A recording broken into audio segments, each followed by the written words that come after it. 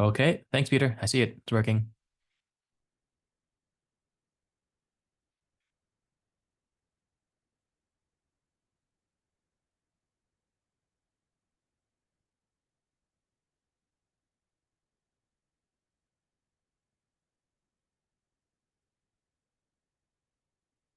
Thanks, Cynthia. Saw that too.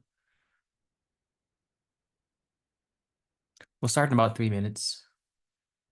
In the meantime, there are some notes on the screen. This presentation is best experienced with a headset, but I guess that only applies really in the middle of the day when it's noisy out. But it's evening where everyone is right now, so it's quiet. We definitely encourage discussion and feedback. And I hope nobody is in a noisy or windy environment. If you have kids running around or a dog or a cat that is making noise, maybe your default should be mute.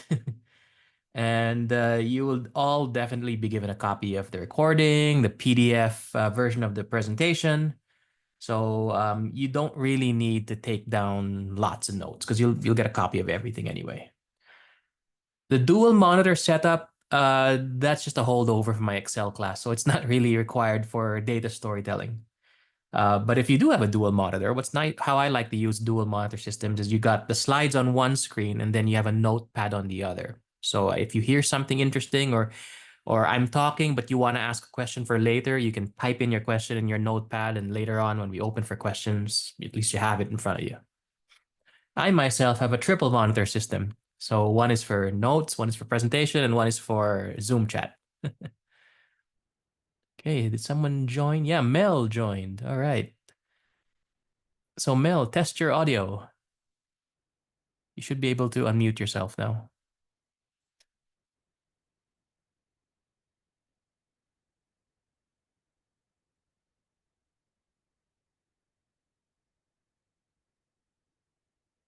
Okay, maybe Mel is just figuring out the audio part.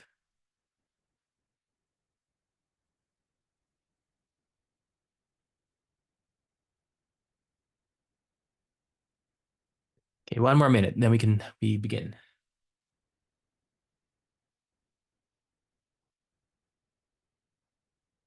If you haven't done so yet, grab a glass of water or a snack.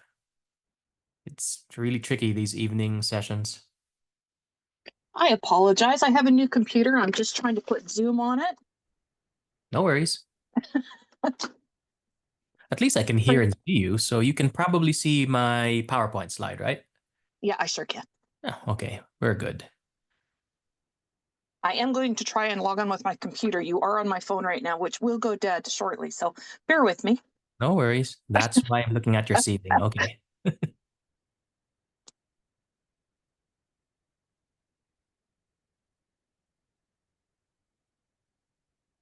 For those of you that have the option to use a desktop or a laptop instead of a phone, I highly suggest you switch over to the desktop or laptop now, because part of tonight's lesson is we're going to use AI. And it's very difficult to use AI on a phone, but very easy on a desktop, especially for what we're going to ask it to do.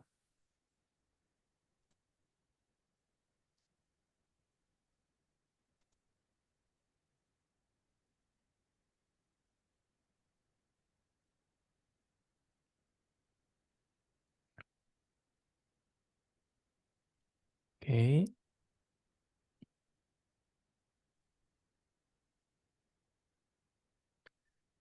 I guess while waiting for the others to join, maybe we can start with introductions.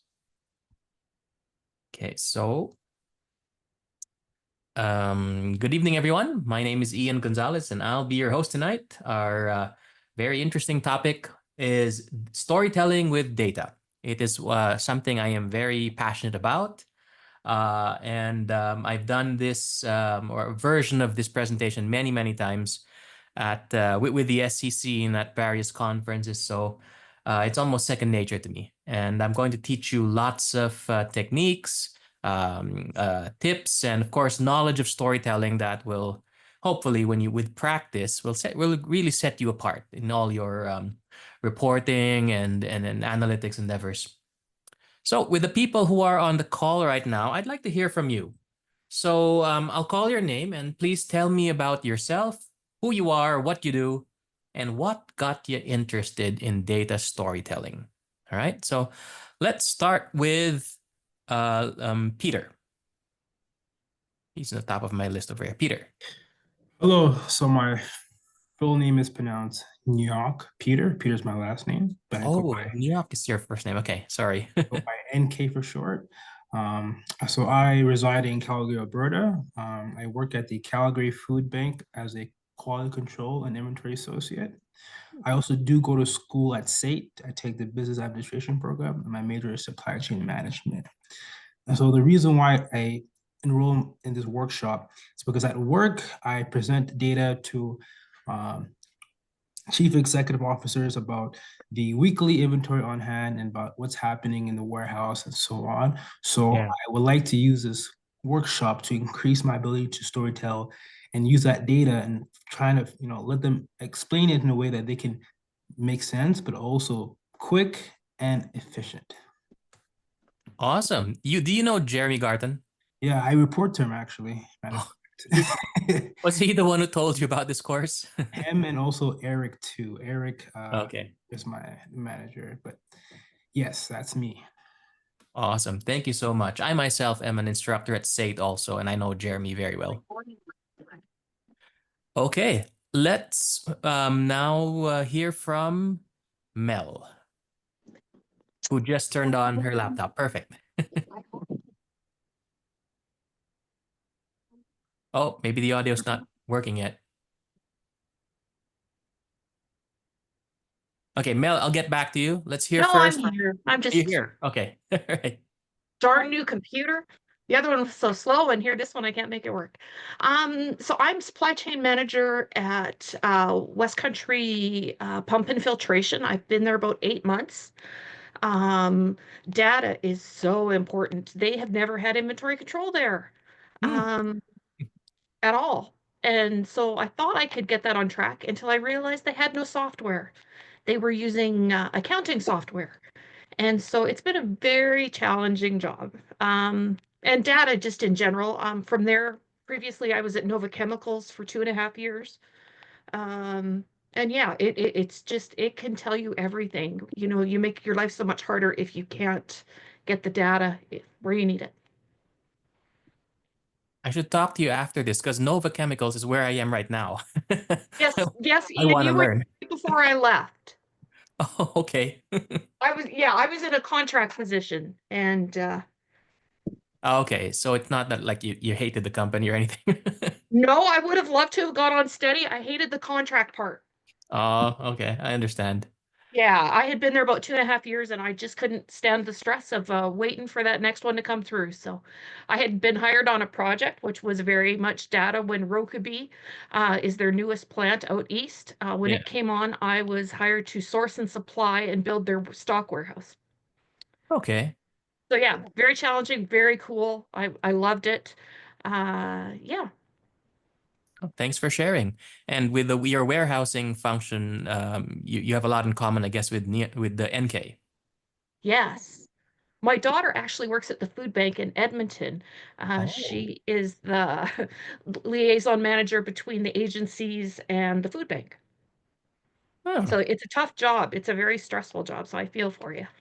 I actually offered my service to Jeremy NK. I told him that I know the food bank is struggling, and if there's anything I can do to help, whether it's volunteering with your operations or maybe even modernizing your data operations, I'd love to volunteer. Tell him I said that. Okay, I will. let's hear now from, this is an interesting name, Carrier Day. I hope I got that right. Well, close. How you guys doing? Well, who I am the senior procurement manager at a company called Lindy. Pretty much just manage their day-to-day procurement supply chain. Uh, yeah, um, I've been in supply chain for what, close to over 15 years now. It's the only thing I know. Um, what got you interested in data storytelling? I mean, to be fair to myself, I'm a little bit more advanced in data than most. Um, SQL, a little bit of Excel here and there. But again, I never turn down the opportunity to learn, especially when it comes to data, because in recent times, since COVID, to be fair, a lot of executives have started listening to their supply chain managers. And now that we've gotten their attention, the best way to have conversations with them is through data. And so most of my operations within my teams are centered around how to get all the data that we use day to day into the ERP systems and then export that and make a story out of that. Nice. Linda, you make industrial gases, right? Yes. Okay. If I didn't hear the E, I would have asked, do you make chocolate? No, but that's Linda. That's linked. Yeah. Thanks for your background. I myself have an advanced analytics background, and I used to work a lot with data scientists, data engineers. And you know what I learned? I found out that for myself, that data professionals, oftentimes they're the ones that need data storytelling the most because it's a blind spot for them. So good at working with data, so great at making tables and doing SQL joins and formatting data, but no idea how to tell a story with it. So yeah, absolutely, you're right. Hopefully this can help. Yep. Okay, thank you. Let's now hear from Karen. Hi there. Let me just see if I can. Oh, I even have her picture.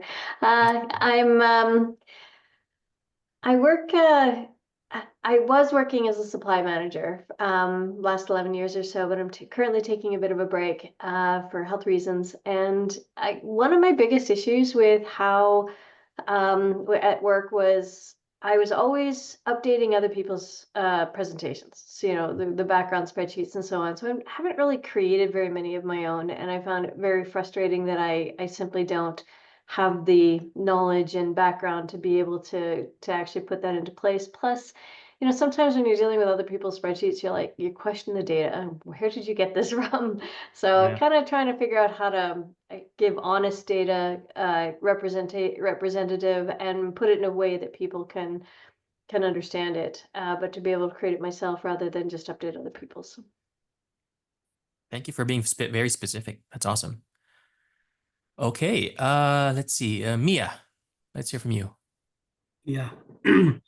Hi. Yes. My name is Mia Farouk. I'm a supply chain manager in Polar Bear Rubber in Winnipeg, and I have been in supply chain industry for 20 years.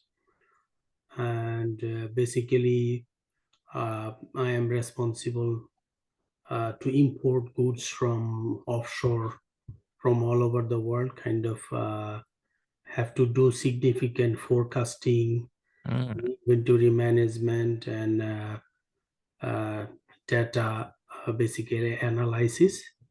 So have to we use a ERP system and also transfer the data to Excel to sort them out or to come up with some sort of decision and numbers. So that's why I got very interested to see how this webinar or workshop works, what we can learn to implement those in my day-to-day works. Yeah, pretty much. Okay. Awesome. I hope. Yeah. We share something in common. I will reveal it when I tell everyone about myself. Okay, but last, let's hear from Cynthia. Hi. I'm actually sitting in St. John, New Brunswick, so it's going to be a late evening for me.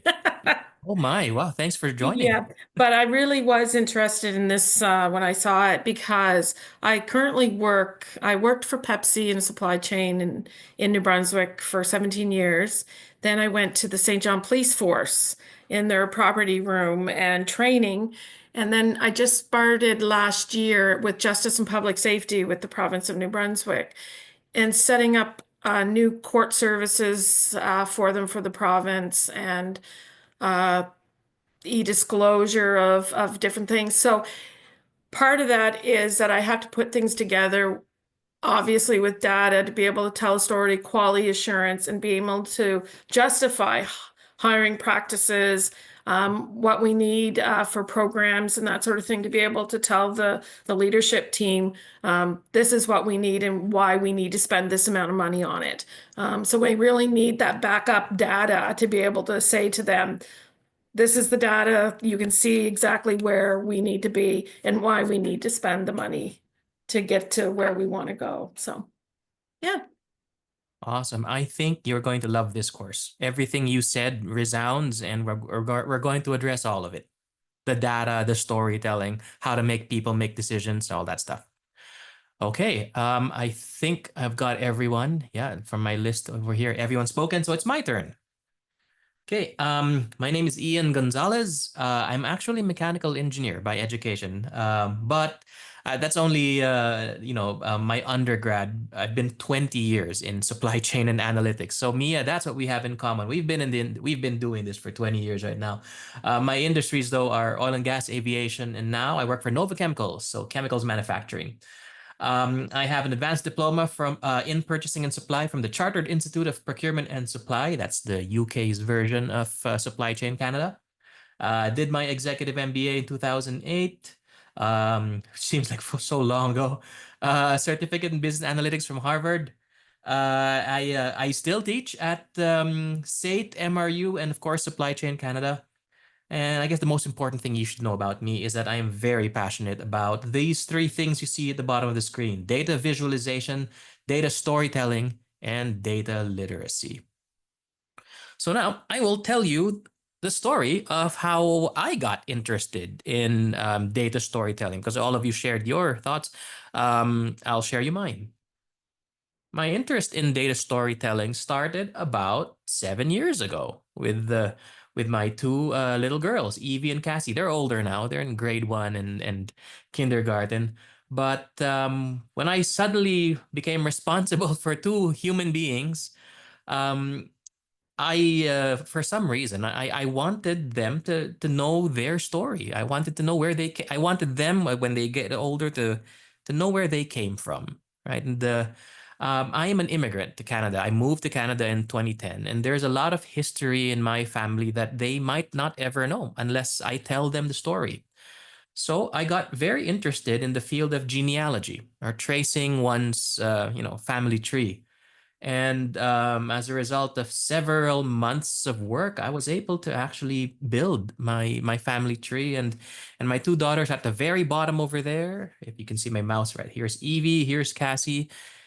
And now our line continues in Canada, but it has its roots from Ireland, from Shanghai, from Barcelona, from the United States. I am a mixed bag of races, and I would not have found out all about these interesting stories of my ancestors had I not done the work of interviewing people, looking at the birth registries and grave markers and all that. It took several months, but I was very passionate about it because I do want my story to live on. So it's the field of genealogy is what got me into storytelling. And when you're talking about your own story, your own where you came from, I bet that's something that everyone can relate to, and everyone can get interested in something like that. And I combined that with my data visualization skills. So Power BI came out in Canada in 2016, but in 2015 I was actually one of the beta testers for Power BI. So I've been using that data visualization tool since it came out, and I'm on my 9th year of using Power BI. And when you combine those two very distinct skill sets, storytelling and data visualization, then you have what's called data storytelling. Now, I want to get something out of the way right now because a lot of people, are confused with the difference between a data story and a dashboard. Okay, because they pretty much, dashboarding and data storytelling pretty much came out at the same time. And if you apply for any analyst or reporting job today, you will see them in LinkedIn job descriptions used interchangeably. The ideal candidate needs to have dashboarding skills, needs to have data storytelling skills. Okay, but there is a difference. And sometimes knowing the difference will actually make you better at both. Okay, so data stories, they focus on the why. A data story has a clear narrative structure that guides the audience through the data in a compelling and engaging way. The storyteller controls the narrative. Okay. Data stories are supported by contextual insights, going beyond simply presenting raw numbers or visualizations to interpret the data. It goes beyond just pictures and tables. And finally, data stories helps the audience understand the data's relevance and often includes actionable recommendations. You won't find that in most dashboards. Now, dashboards, as opposed to data stories, they focus on the what, not the why. And contrasting to a clear narrative, dashboards are built for exploration, allowing users to discover insights at their own pace and in their own style. So here, the audience decides where to go. The storyteller, if there ever is one, has no control. Okay, it's the audience that controls where the story goes. Dashboards provides real-time or near real-time monitoring of key performance indicators or KPIs and metrics. And dashboards, at least good ones, have a high degree of interactivity and customization. If I were to summarize all those bullet points into two things that I'd like you to take away, it's this. Data stories enable decision-making, while dashboards facilitates monitoring. Okay, two different things. Now, it's not to say that you can't have data storytelling within dashboards. It's rare, but it is possible. It takes a bit of technical skill, okay? And that's because the nature of data stories is that the storyteller controls the narrative. How do you do that with an interactive dashboard? There are ways, right, where the designer sort of like drives the audience to look at certain visuals first in sequence before others. There's a way to do that, but it's not that intuitive, and you have to have pretty much advanced Power BI skills to do that. So dashboards, again, it's for monitoring, it's for exploration. It can be used for data storytelling, but the real data storytelling app is PowerPoint. Okay, and you will see that later on. A few months ago, at Nova Chemicals, I was given the task to lead my team, which is known as the Center of Excellence, and we have a sub-team called Analytics, which is what I lead. So you can see over there, very recent, September of this year. And I was asked to lead the discussion of setting our 2025 priorities, right? That every team does this, their strategy session, and you usually have it in Q4 of every year. So I'm actually the newest member of this team because before Nova Chemicals, I came from Suncor Energy, and I made the jump out of oil and gas to join chemicals manufacturing. So a lot was riding on my first big show at the Center of Excellence. And I was debating with myself, should I talk about priorities in terms of the analytics maturity phases, descriptive, diagnostic, predictive, prescriptive? Should I talk about new technologies like machine learning and AI? After all, the Center of Excellence has a subgroup called Analytics, and you can't mention analytics today without mentioning AI anymore. Should I talk about what best in class looks like? Something to emulate maybe? Or should I talk about cultural change, what we need to do as an organization to become excellent? Okay. And I thought of it for hours until the answer came to me when I remembered what our director of supply chain said at the beginning of the year. Just hold on. Okay, he said that the supply chain and procurement organization needs to become an insight-driven organization. And I remember when I heard that, I told myself, what a mature thing to say. He didn't say to become a data-driven organization, which is what everyone's saying, right? You go to all these conferences, we have to be data-driven. Let's all work toward digitalization and becoming data-driven. No, he said insight-driven. Okay, and that's when, the light bulb went off my head. The Center of Excellence can not only play a part, I think it can lead the way, okay, because of that vision to become insight-driven, right? How is any of this related to data storytelling? Okay, here we go. Several years ago, all right, before AI, before ML, and before all of these roles in data engineering, for data professionals, everyone who worked with data or they had a reporting role, they all were collectively called one thing: business analysts. Okay, and many of you, I'm sure, have been in this route, or at least know people who are business analysts. And there is the holy trinity of skills to become a successful business analyst, and that is data visualization, metrics and reporting, and business insights. Okay, that was many, many years ago, but the landscape has changed. Right now, we work with data all the time, even though we don't realize it. Data is just everywhere, and that necessitated the creation of new types of professionals. And now we hear roles like data engineers, data scientists, and machine learning engineers, and they all have specializations. Okay. Like, for example, business analysts, they still should be the strongest with data visualization, business insights, and metrics and reporting. But data scientists should know a little bit of that also. However, they specialize more in statistics and machine learning modeling, inference, and experimentation, right? Data engineers is all about building data pipelines, databases, and data tools. They also should know a little bit about, the three things that the traditional business analysts were great at, but not necessarily be be number one at it. But so there's this region over here where they all have overlapping skills. But this diagram shows you that in such a short span of time, data skills across the board have been improving. And yet, you still see articles like this, that companies will spend billions of dollars with little to show for it. Data science leaders are running for the exit.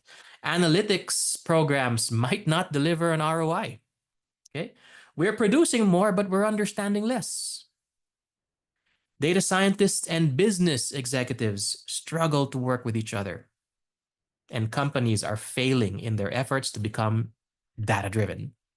Okay, these are real articles. I just search randomly in Google and do it yourself. You can find so many articles if you look deep enough that are brave enough to say that this push towards analytics and data science is actually not working.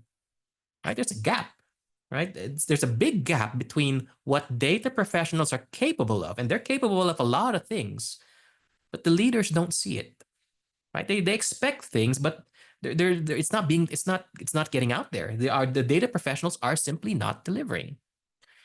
And so a new skill needed to be created: data storytelling. It's part science and part art. And it falls squarely on the shoulders of business analysts. And there's a very good reason for that. Business analysts, among all the data professionals, are the closest to operations. They are the closest to the business. They know exactly what's going on the shop floor. They know the orders that go out. They know what makes the company tick. And therefore, they are in the best position to be masters of data storytelling. Now, everyone, please unmute your microphones and answer this little question I have of all of you. How many people in the whole world make decisions based on data? Okay, you can talk, or you can use the chat, but I want to know, is it A, everybody makes decisions based on data? B, 80-20, most people? Is it C, 50-50? Is it D, 20-80, or just a few people make decisions based on data?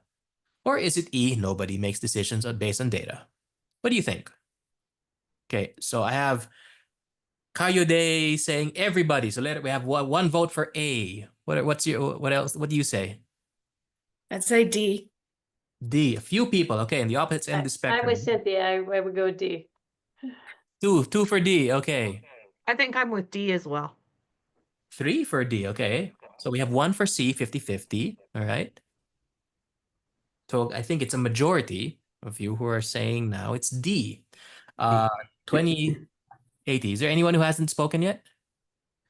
Yeah, it's I think D too. D. All right. So 4. All right. So yeah, we have a majority. Okay. So most of you said only a few people make decisions based on data. All right. Now I'm gonna make I'll reveal the answer. Nobody got it right. The answer is E. Nobody makes decisions based on data. Okay. That is not an opinion. It is a matter of fact. It is a matter of neuroscience. It is physically impossible to make decisions based on data. But now you're thinking I'm crazy because you've heard your bosses say, show me the data first before I sign off, right? Or I need to see the data. What's up with that, right? Let me show you why I said that nobody can make decisions based on data. Let's look at the brain, okay? I read and studied about neuroscience, and I've got evidence for you, okay? The brain is made up of multiple parts. You have the occipital lobe, which is responsible for vision. You have the parietal lobe for other senses, hippocampus for memory, amygdala, one of the oldest parts of the brain, and the frontal lobe. Okay, let's look at some parts of the brain, starting with the newest part of our brain, the one that is most recently evolved, the frontal lobe. The frontal lobe is responsible for cognition, logic, language, and data processing. There it is. The language of the frontal lobe is data. Okay, so if every time you do mental math or you're learning something new, like what you're doing right now, you're looking at these PowerPoint slides, your frontal lobe is lighting up. There's electrical activity right there. You're learning something. Now let's look at something at the very base of our brain, the oldest part of our brain. So if the frontal lobe is the newest part of the brain, the amygdala is the oldest part of our brain. Back when we weren't even called Homo sapiens yet, right? We were barely, evolved from primates. We didn't even have a frontal lobe yet, but we had the amygdala. Okay? The amygdala is responsible for emotions. Okay? In fact, there's a term for this, all right? It's the fight or flight response. First evolved there, okay, which was responsible for the survival of our species.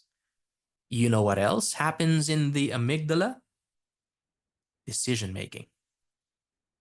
Let that sink in for a while. Decision making does not reside in the frontal lobe. It resides in the amygdala. Okay? So just by looking at that, the point I'm trying to make here is that data doesn't change behavior. All right, you learn with data, sure, and the frontal lobe helps you with that. But if you want to change behavior, if you want people to decide on things and get pushed towards action, it's not data is not the language. Emotions are the language. Okay. And I will present to you 3 evidences of this, because maybe some of you are still skeptical. You think that data drives decision-making, not emotions. Well, here's evidence number 1. Okay, evolution. All right, so like I said earlier, the oldest human beings, what ensured their survival was, and this was before they could even process data, was they made a decision based on fear. Right? Fear or courage. These are emotions. Should I fight the saber-toothed tiger or should I run away? The human beings that could process those emotions and act on it, they're the ones that lived and passed on their genes. Now, fast forward a few hundreds of thousands of years, not yet Homo sapiens, okay? Maybe think of Homo erectus or Neanderthals, okay? And people had, early humans had societal structures. There were tribes and families already, okay? How do we know they existed? Okay, some of them did cave paintings, right? And some of them have just oral histories passed down through millennia. But it's these tribes that told stories of where to find the good food or where the cave bear was hiding or something. Those tribes were the ones that survived, all right? The ones that used stories to scare the women and children away from the danger. and to excite the elders and the members of the tribe to migrate to more fertile lands. And those that didn't tell stories were forgotten, whether their genes just ended with them. Okay, what is cave painting if not storytelling, right? Okay, here's evidence number 2. The definition of a sociopath and a psychopath. Okay, so a sociopath is a person consistently exhibiting antisocial and impulsive behavior, completely unable or unwilling to behave in a way that is acceptable to society. Sociopaths actually have very little control of their emotions. They are impulsive, or they simply just can't control their emotions. And they are either unable to make decisions or make very poor decisions because they are impulsive, right? That's a fact. It's a medical fact. And then you have, similar to sociopaths, you have psychopaths, all right? What are psychopaths? A psychopath is a person having an egocentric and antisocial personality marked by a lack of remorse for one's actions, an absence of empathy for others, okay? They cannot feel what others are feeling, right? And often criminal tendencies. So unlike sociopaths, psychopaths do experience emotions, but on a muted level, all right? Or maybe not at all. And like sociopath, this is documented, they also make poor decisions. And what little decisions they do make, all right, is very calculated. They work hard on making decisions, and they're often unethical or morally gray. Because again, they don't experience emotions the same level as everyone else does. It's another proof that decision-making has everything to do with your ability to recognize and control emotions, not data. And finally, the third evidence is you. All right? Who here drinks alcohol? I do. Anyone who drinks alcohol? Beer, wine? Are all of you dry? None of you drink alcohol? Oh, a little. A little, okay. Right. Who here enjoys, a beer or two? Christmas parties coming up, right? Oh, for sure. Okay. Did you know that data says that no level of alcohol consumption is safe for our health? This is old. This is an old article, right? Well, not that old, 2023, but still, the data's there. And this has been, I saw this originally in CNN. So this has reached, millions of people. And yet people still drink alcohol. You drink alcohol. You will continue to drink alcohol even after I show you this, that the data proves that there is no safe level of alcohol. Does everyone here brush your teeth twice a day? Religiously, every day, twice a day. Okay. I don't. I'd like to, but not all the time. But the data says you should brush twice a day. All the experts say that you should brush your teeth twice a day, right? And yet you decide not to. Okay, so the data doesn't change your behavior.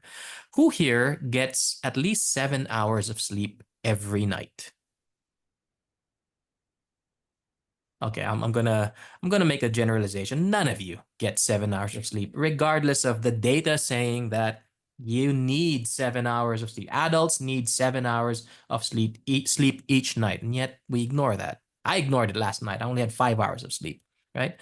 So clearly, all right, everyone here in the room, and myself included, data doesn't do anything to influence my behaviors and my decision making, okay?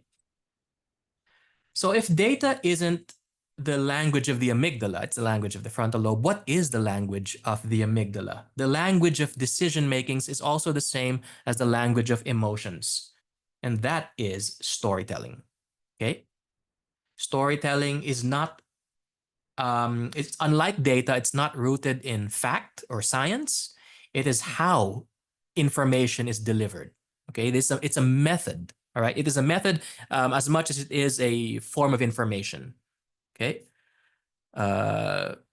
There's a comment in the chat. Let me read this. From Coyote, said, what makes up our emotion? It's the data consumed via different access point. Well, if you think of data as electrical impulses, then, well, everything's data. Yes. But when that electrical impulse gets processed, it either goes to the amygdala or it goes to the frontal lobe. But if it goes to the amygdala and becomes a feeling, an emotion, that's what I mean by that's how we differentiate emotions which, by the way, the amygdala is what's connected to our motor, the motor systems, our nerves and our muscles. It's not the frontal lobe. The frontal lobe does not make your arm move at all. It's the basal part of your brain. So fair point. Yeah, data is really everything, right? But let's frame our definition of emotions as the information stimulus maybe that causes feelings and emotions, and the language of that is storytelling. Okay, so what happens when the brain gets both data and storytelling? Because I'm building up data storytelling here, right? It's not just storytelling, it's not just data, but both data and storytelling. Neuroscientists have found out that when the brain hears, all right, what it thinks is a story, it doesn't have to be a literal story, but just elements of a story with data to back it up, the entire brain lights up. All right. The hippocampus starts firing. It starts to recall memories that might relate to this data that it's seeing and the emotions you're feeling. You might have felt this in the past, right? Maybe it's a feeling or that you've long forgotten, but this data story, the hippocampus brings it back to light, right? The occipital lobe and parietal lobe work in sync. Sometimes you see images even if your eyes are closed, right? When someone shows you a data story or events with data that trigger feelings, your vision, even your sense, your other senses, you can smell things even though it's not really there. You can hear sounds even though you're in complete silence. So the whole brain lights up. All of your brain has a heightened electrical activity when it hears or when it sees what it thinks of as a data story. Okay. And Alexa thinks I'm talking to it. Okay. All right. So there it is. Data storytelling is rooted in neuroscience. All right. So it's not something that's just a fad.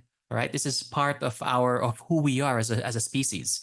And so individuals, right, who just focus on data, well, they're the ones who were causing the gap earlier when we said that data professionals were getting better and better, smarter and smarter, but leaders could not see the benefits.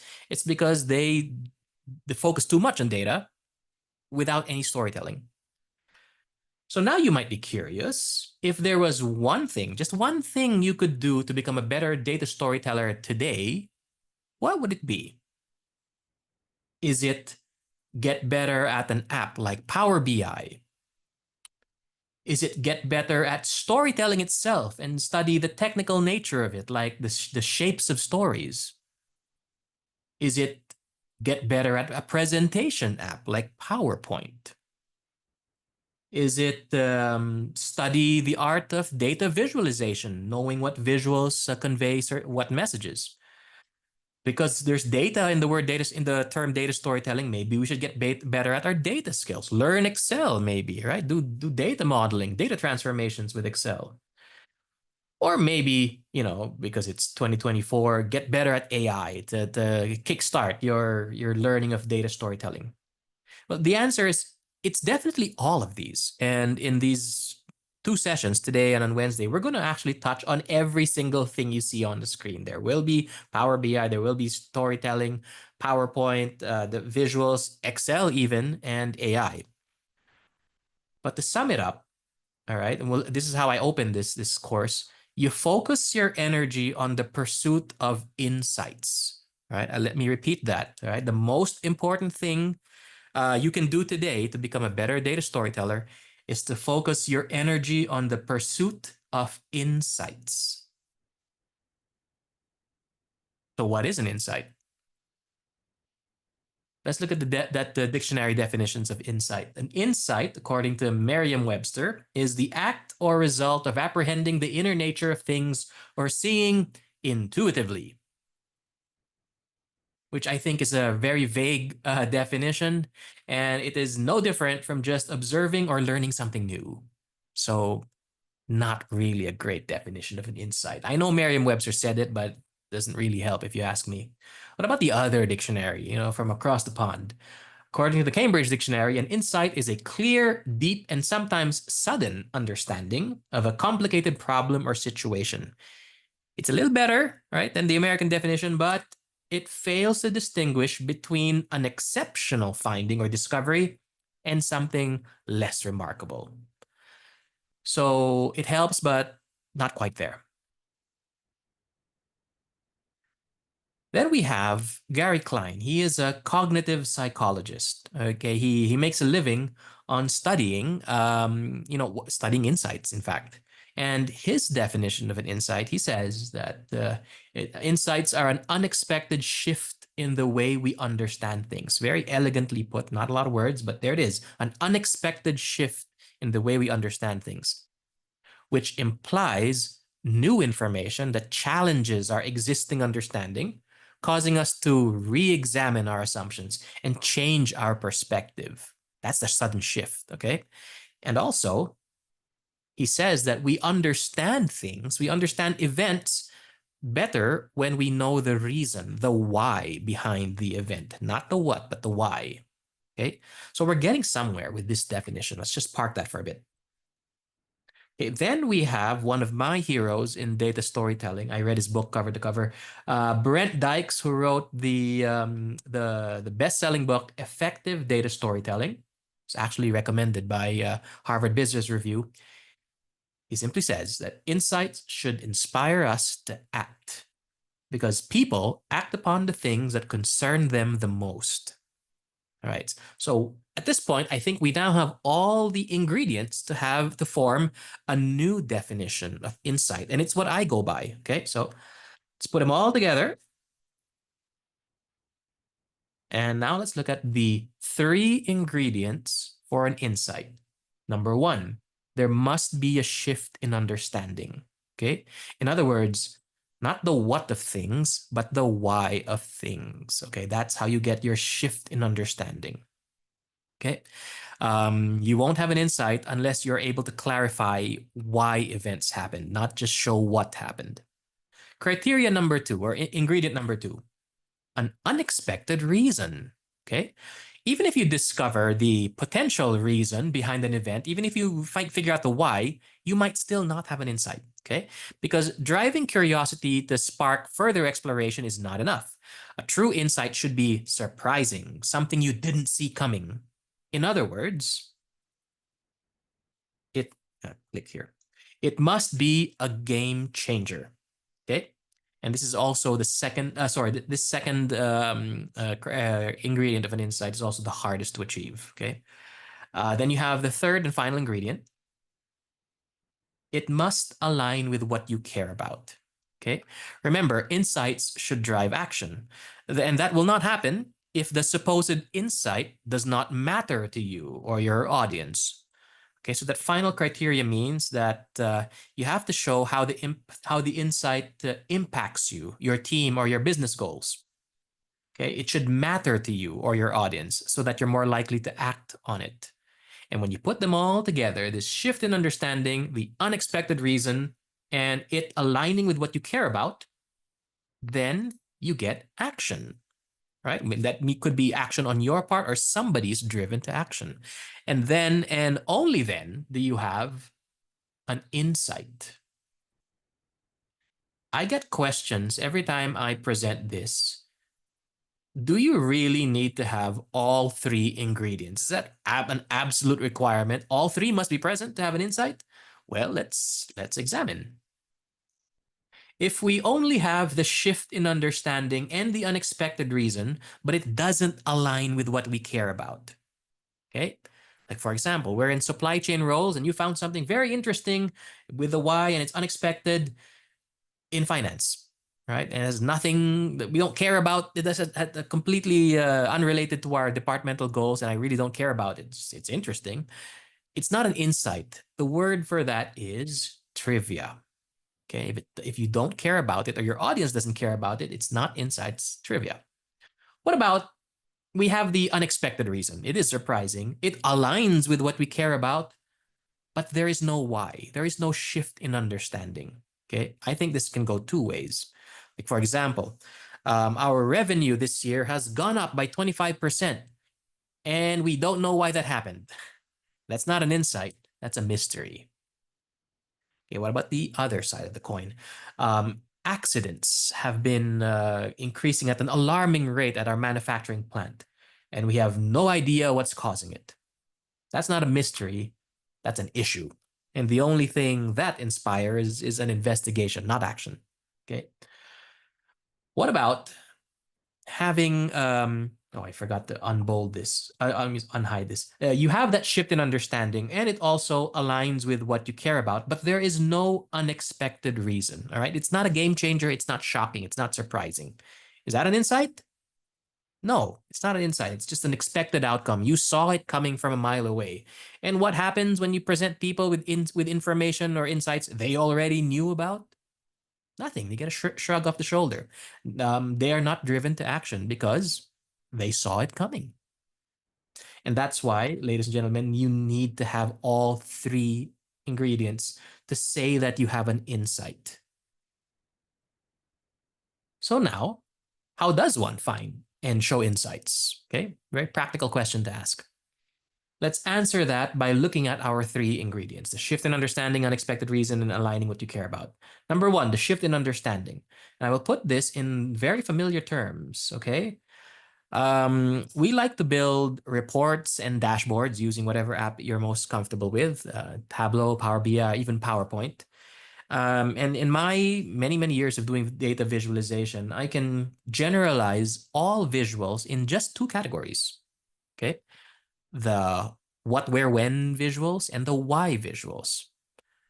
So to find an insight, to get closer at finding insights, I say use more why visuals, okay? When you're in search of an insight, or when you're even just presenting information, use more why visuals. Okay, what are these what, where, when visuals? These are the visuals that you're probably all using in your reports. They are your bar charts, your column charts, your pie charts, XY scatter plots, stat column charts, even the gauge charts, okay? They're not why visuals. They're what, where, when. And they do convey important information like comparisons, distributions, composition, performance. But really, they only show the status of things, okay? Snapshots only. They tell us where we are right now, okay? And they can give context to our why visuals, but on their own, alone, they're better suited for answering what, where, when type questions. So what now are these why visuals? The thing that I'm saying, use more often. The bridge or waterfall chart, the timeline, the area charts, and the line charts, especially when they show trends, forecasts, and anomalies. You know why? They don't show you snapshots. They tell a story. They explain variance, and they show change over time. And if you're doing it right, these visuals are usually accompanied by annotations or summary notes, and they work best when you have time series data. Okay? Now, you won't believe me unless I show you some evidence. So again, this thing is not a matter of opinion. It's real. I used to work for a company called Suncor. It's a large energy company in Canada.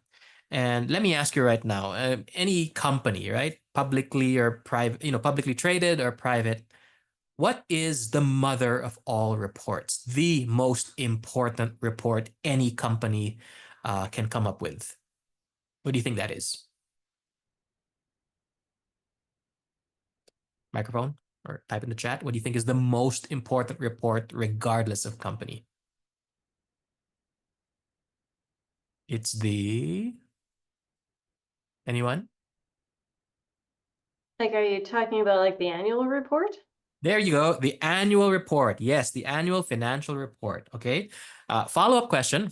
Stay with me. In the annual report, what is the most important section? It's a little tricky if you don't have a finance background, but I'll tell you, the most important section of any annual report is the manager's notes. Okay, because it's here where the board members or your C-suite, your CEO, CFO, COO, this is where they have an opportunity to tell the most critical messages to the shareholders. These are the messages that's going to determine the fate of the company. right? They're asking people to invest in us, and here's why. Okay, so I look at Suncor's annual report, and I look at its manager's notes. And lo and behold, there is only one kind of visual they're using. They're using it a few times, but it's only one type of visual, the bridge chart. There are no bar charts, pie charts, or gauge charts, none of that. It's just the bridge or waterfall chart. And then out of curiosity, I wanted to look at Suncor's biggest competitor, Cenovus. Same thing in their manager's notes. It's a Y visual. I look at the global oil and gas company, Royal Dutch Shell. I used to work for them also, but they have in their manager's notes a bridge chart. Okay, now you might be saying, well, all the oil and gas companies are just copying from each other, right? So it must be that's just how they do it. Well, I look at Volkswagen, automotive, bridge chart. I look at Pfizer, pharmaceutical, bridge chart. Heavy industries, Caterpillar, bridge chart also. Right? And the list goes on and on. It won't fit the slide, but think of any industry, look at the annual report. There's a very good chance that in the manager's notes, if they are using visuals, they're Y visuals. And that's evidence. The most senior members of any organization, any business, right? The board of directors, they're the C-suite. They've all chosen to use Y visuals to convey the most important messages. So now you ask yourself, why am I stuck using bar charts and pie charts in my reports when the answer is staring you in the face right now? If it's good enough for the CEO, it's definitely good enough for you. So that's it. Use more Y visuals. Second ingredient, the unexpected reason. How do we find unexpected reasons? Okay, remember this. Unexpected data points are sometimes revealed through data visualization, but unexpected reasons can only be found through analysis. There's this myth that, especially when Power BI came out, that when you do data visualization, when you convert your spreadsheets or your data tables into dashboards, they become insights, right? Or we find our reasons for what happened. That is false, false, false, false. It is completely not true. What is data visualization? Okay, just look at the definition. The definition of data visualization is nothing more than converting numbers to pictures. That's it. You're just transforming its form. You do not surface reasons, okay? The only way you can find reasons, all right, especially unexpected ones, is through analysis. Let me show you some kinds of analysis you can do to show these unexpected reasons. The analysis of associations, correlations, and causal relationships. Okay, so an association is a categorical connection with data, and it's usually intentional. For example, construction, the category construction, and inspection, their headcounts are increasing at similar rates, likely because they both belong to the services category. So they're associated that way. What is a correlation? A correlation is a numerical connection with data, and sometimes it's unintentional. For example, unemployment in Alberta is strongly correlated with the price of oil. Okay, they don't belong to the same category, but they're numerically similar. Okay, and then you have the strongest, of the three, causal relationships, where there's a direct connection with data when the occurrence of one variable, the cause, affects the other, the effect. Like, for example, multiple scope changes led to a turnaround schedule extension by 14 days. One caused the other. Okay. Now, what's nice about getting your mindset in this search for associations, causal correlations, and causal relationships is that it usually requires bringing in new and seemingly unrelated data sets. Right? If to put it more concretely, you're in a supply chain role, you're trying to find an insight, you're trying to look for this unexpected reason. You might never find it unless you look outside of supply chain. Maybe the answer is with safety, right? Or maybe you're in operations and you can't figure out what's going on with their data. And if you stick to that, you'll never find it. But maybe the answer is with finance.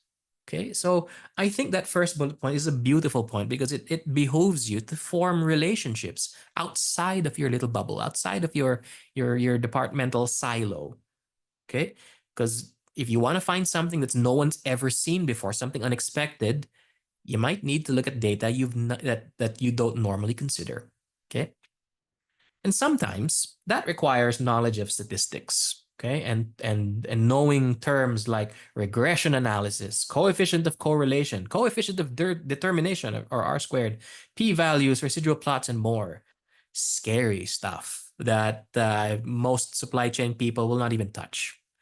But there is hope, okay? Because all of this can be studied. It's not rocket science. And that's what AI is for, all right? Some of you have subscriptions to ChatGPT. Others use Copilot or Google Bard. Now that you know that they exist, all right, you can simply ask AI, well, how do I use statistics to find unexpected reasons, like an association or a correlation? And it will either tell you how to do it, all right? It'll literally give you the formulas you can put in Excel, or it does it for you, okay? There are other analysis methods you can use. You can venture into drill down analysis, RCA or root cause analysis, finding patterns or seasonality, model fitting, variance analysis, and time series analysis. So the point I'm making is that you have to do the work. You have to put in the hours to analyze your data if you have any hope of finding an unexpected reason. And simply creating a report or creating a dashboard will do nothing. Okay, and that's why, of all the three ingredients, this is the hardest. Now let's look at the third ingredient of an insight. Aligns with what you care about. Okay, let me also put this in familiar terms. How do most people approach report design or even dashboard design? Because remember what I said, dashboards, although rare, can be used for data storytelling. Most people approach it this way. They ask themselves, what visuals can I make with my data? Right? Maybe you've done this yourself, right? You connect the data, you got an Excel pivot table or spreadsheet, or you have ERP data, and then the very first thing you ask, well, what can I do with this? What kind of charts can I make with this? See, I'm guilty of that also. The problem with this approach is that it completely glosses over stakeholder involvement. All right, and whatever report you do come up with, right, will be aimless and more of a data dump. All right, if you focus on what visuals can I make, and there will definitely not be any insights from that. So scratch that. What if we start with our stakeholders? We ask them, what do you want to see in your dashboard or your report? Okay, it's a great way to start because you're starting with the stakeholders. But it is also the wrong approach. Because if you ask that question, what do you want to see in the dashboard? You get these answers. I want this, I want that, I also want this. Can you do this? Ooh, this would be nice. This would really pop. Gary would like this, and please add this feature. It's a never-ending cycle of iterations and tweaking and fine-tuning.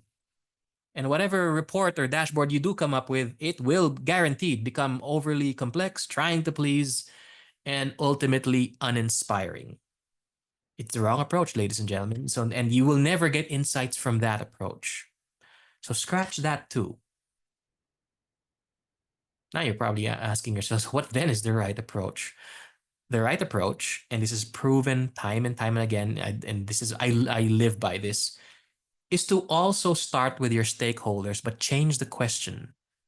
You ask them, what decisions do you make? Not what you want.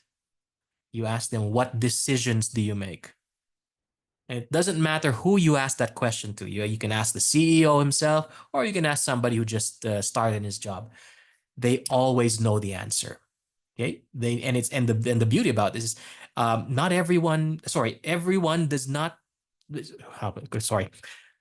Everyone makes only a handful of critical decisions a day. Nobody makes more than 10 big decisions every day. The brain just can't, operate that way. All right. And I'm not talking about I decided to wake up at 7 a.m. I decided to have cereals for breakfast. Not those micro decisions. I'm talking about mission critical decision making, the things that you're paid for, the things that your purpose at work. You only make a handful of these decisions every day. And I bet every one of you on the call right now, you know what they are, right? A decision could be, I just need to know which vendor to talk to. Or I need to know if I should call this person up and ask him to deliver sooner or whatever.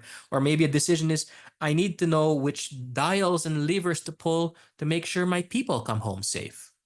Or I need to make a decision on how much raw materials to buy. See, these things, everyone knows what they are, regardless of their role. And if you target the decisions, not the wants and needs, but the decisions, okay, then your report will have only a few but targeted visuals that will deliver exactly what they need. Because in my 20 years of working, I've come to the conclusion that the best thing anyone can do in a work setting is to help someone make a decision, right? And maybe that person is you, right? Or maybe it's your colleague, but when you help someone make a decision, what are you really doing? You're helping them make their lives easier. You're helping them work easier, faster. And that is, of course, what everyone cares about, right? That's why you do this. This is you go to work, you get paid, right? And the best thing you can do to ease that process is to make smarter decisions. And anyone who helps you with that is, of course, aligning with what you need. So as long as you take care of the other reasons, the other ingredients, like the unexpected reasons and the shift in understanding, okay, then and only then will you find an insight. It's as simple as that. All right. Think of it as the 3 ingredients. Okay. Let me, as a recap, using more why visuals. Okay. Doing analysis to find the unexpected reason, and targeting decision-making, not wants and needs.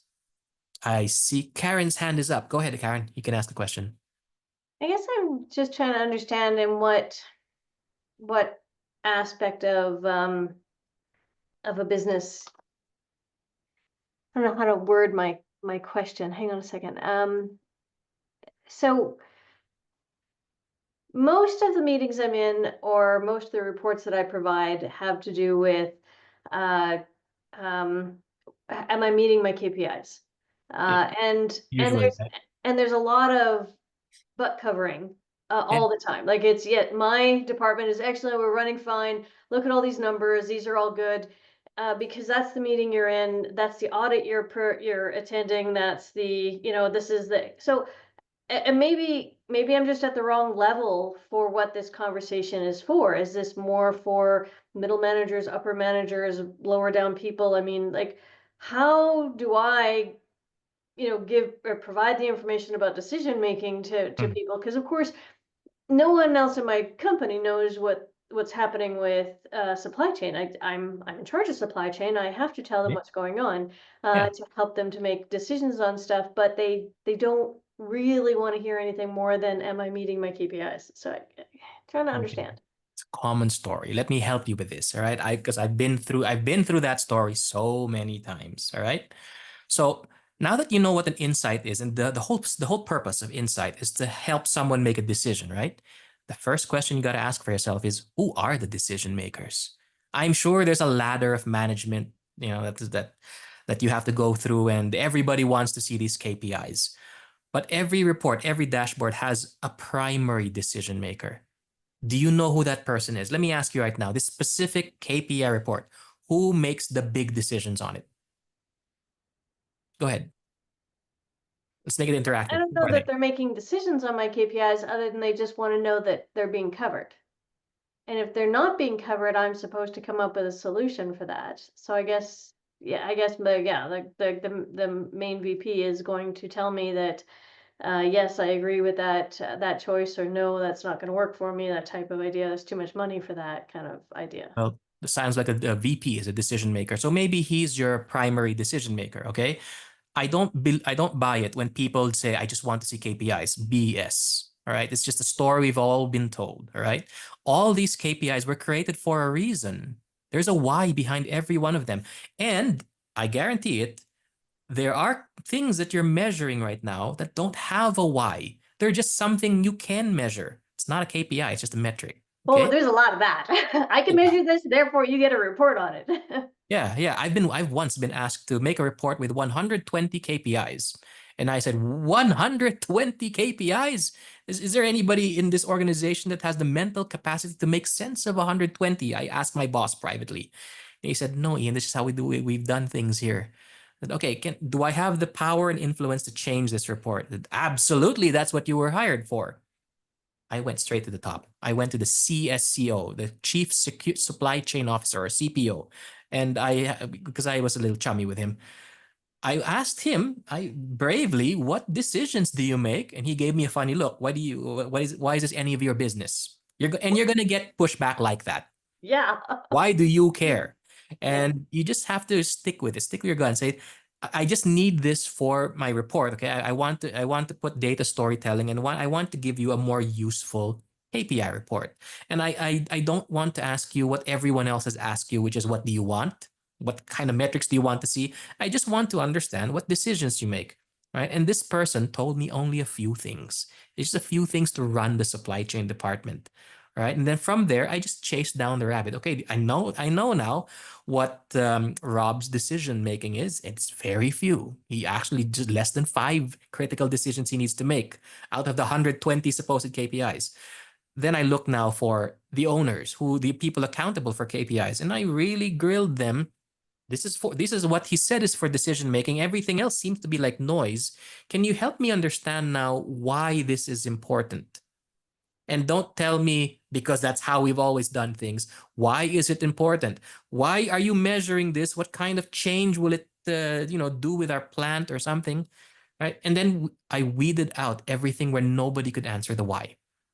And I made them realize it really is noise. You were just measuring something you could measure, but there was no decision making that came from it until it came down to a PowerPoint presentation with less than 10 metrics. From 120, I figured out that to run the supply chain department, there was really just less than 10. Everything else was supporting metrics, but things that people really cared about decision making was less than 10.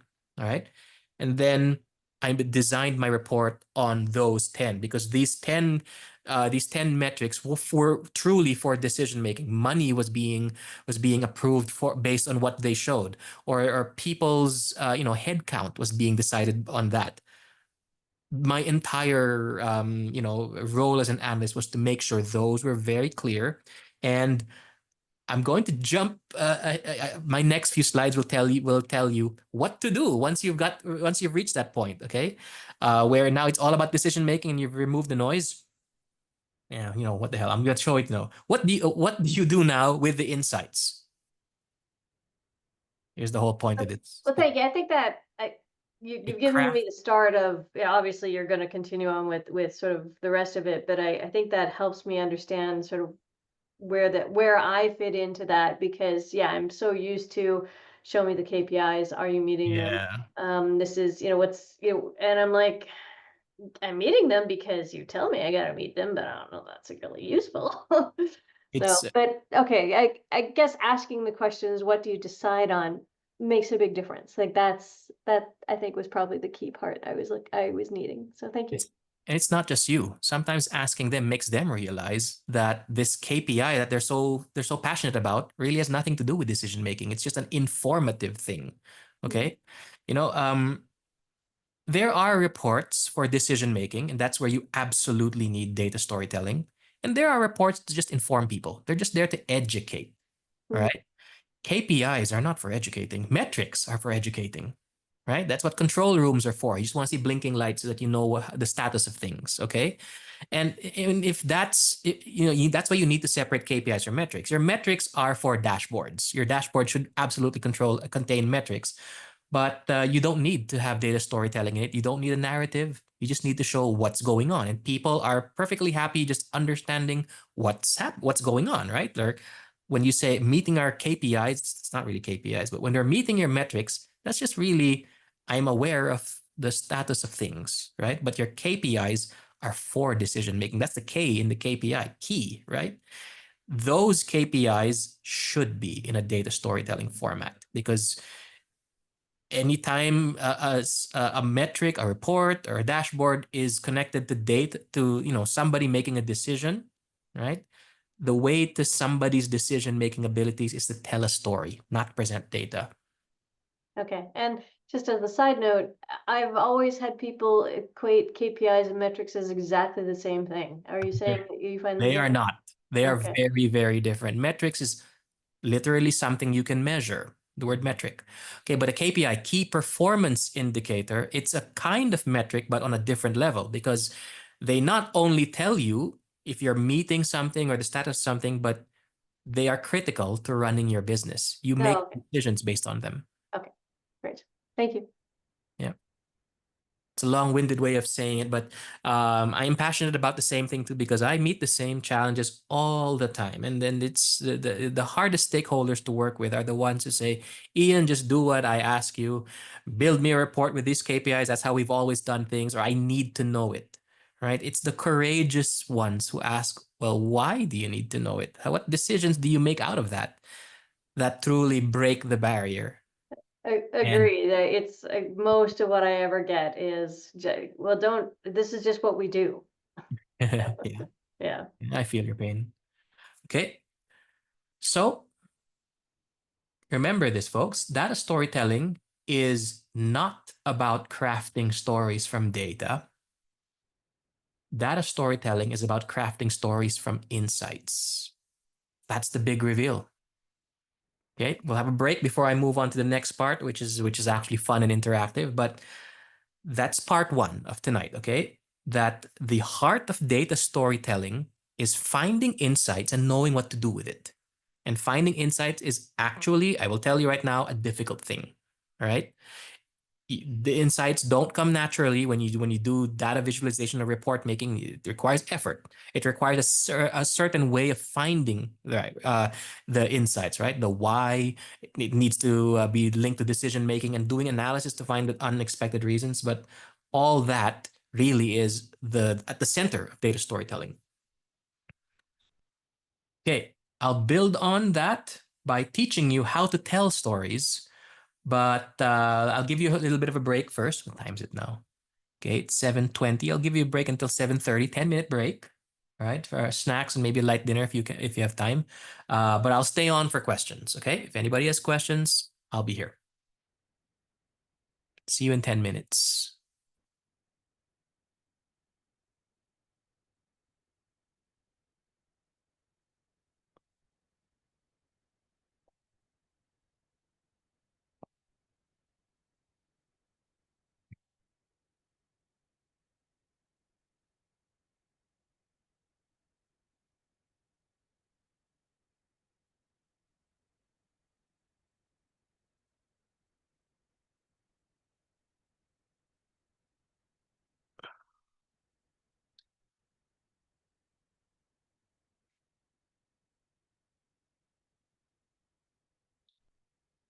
Okay, if nobody has any questions, I'm going to grab a quick snack.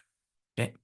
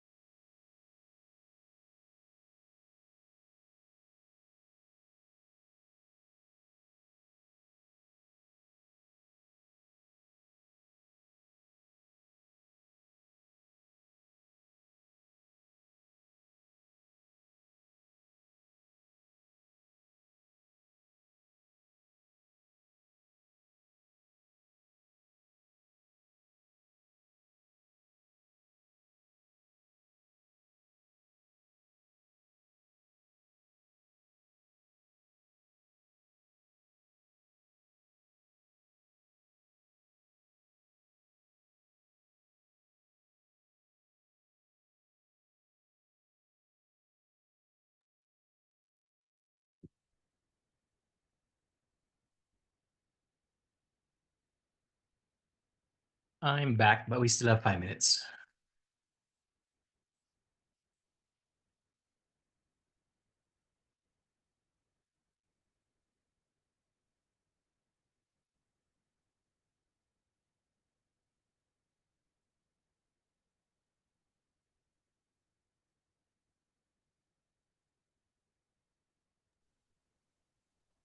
How are things at Nova, Ian?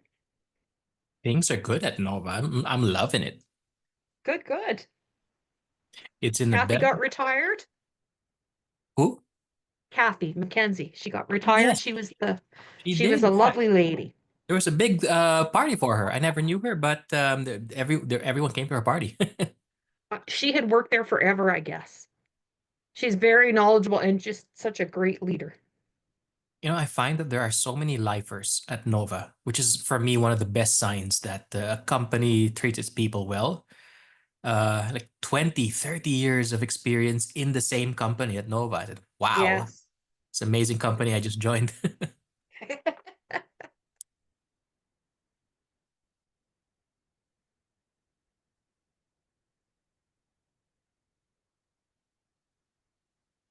I don't miss the drive to Drawfee every day, though. Yeah, I can imagine it's hard in the winter. Yeah, well, and the last couple of years it's been so foggy. It was just terrible. Oh, I just came from Joffrey 2 weeks ago. I loved it. That tour and Oh, all. it's great fun out there for sure. Oh yeah. And they gave me the VIP tour. I didn't just stay in the car. I actually, put on the PP and I went through all the units and saw touched everything. It was amazing. Oh, good for you. I never did take that tour. It's who When you you're know. there, you just don't seem to have the time to get around. Mm. For me, I just wanted to touch the product. What is this thing that's paying my salary, right? What am I working Yes, for? and I guess because I was there all the time speaking to the guys, and that kind of thing, it was just a little closer. Yeah. Do you live in Red Deer? I'm just in Penhold, so just pretty close to Red Deer, yeah.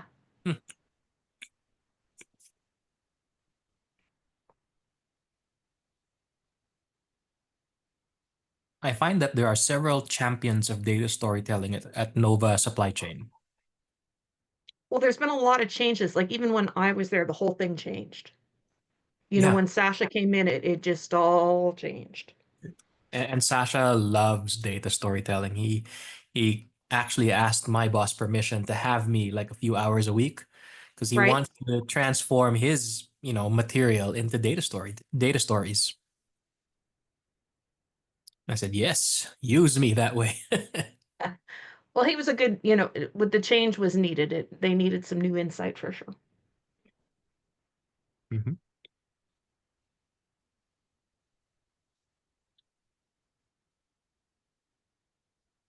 Okay, 1 more minute. Now the next part is fun and interactive. We're going to make data stories with AI.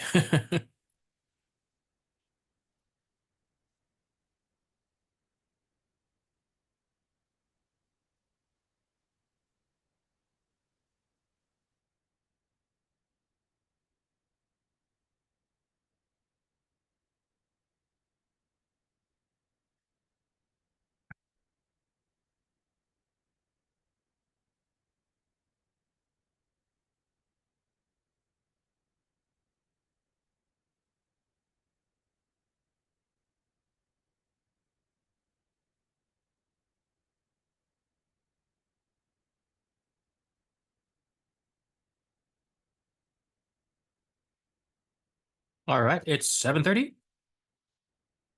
I just need a confirmation that we're all back. Maybe just give me a thumbs up on the chat or something, or just unmute, say I'm here. Thank you, Karen and Coyote. Thank you, Mel. Thank you, NK. Thank you, Cynthia. Mia, are you back?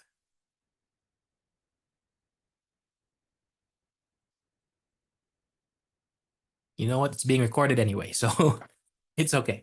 All right, next part. part 2 of tonight's course. Why would you want to be a better data storyteller? I can't pretend to know what you want, but I will tell you why I wanted to be a better data storyteller. Takes me all the way back to my earliest supply chain roles at Suncor. So back in 2011, I was in the supply chain category management group. And there I met a man named TJ Fletcher, a real person actually. Every time I teach this course, people look him up and he's wondering, why are people searching me?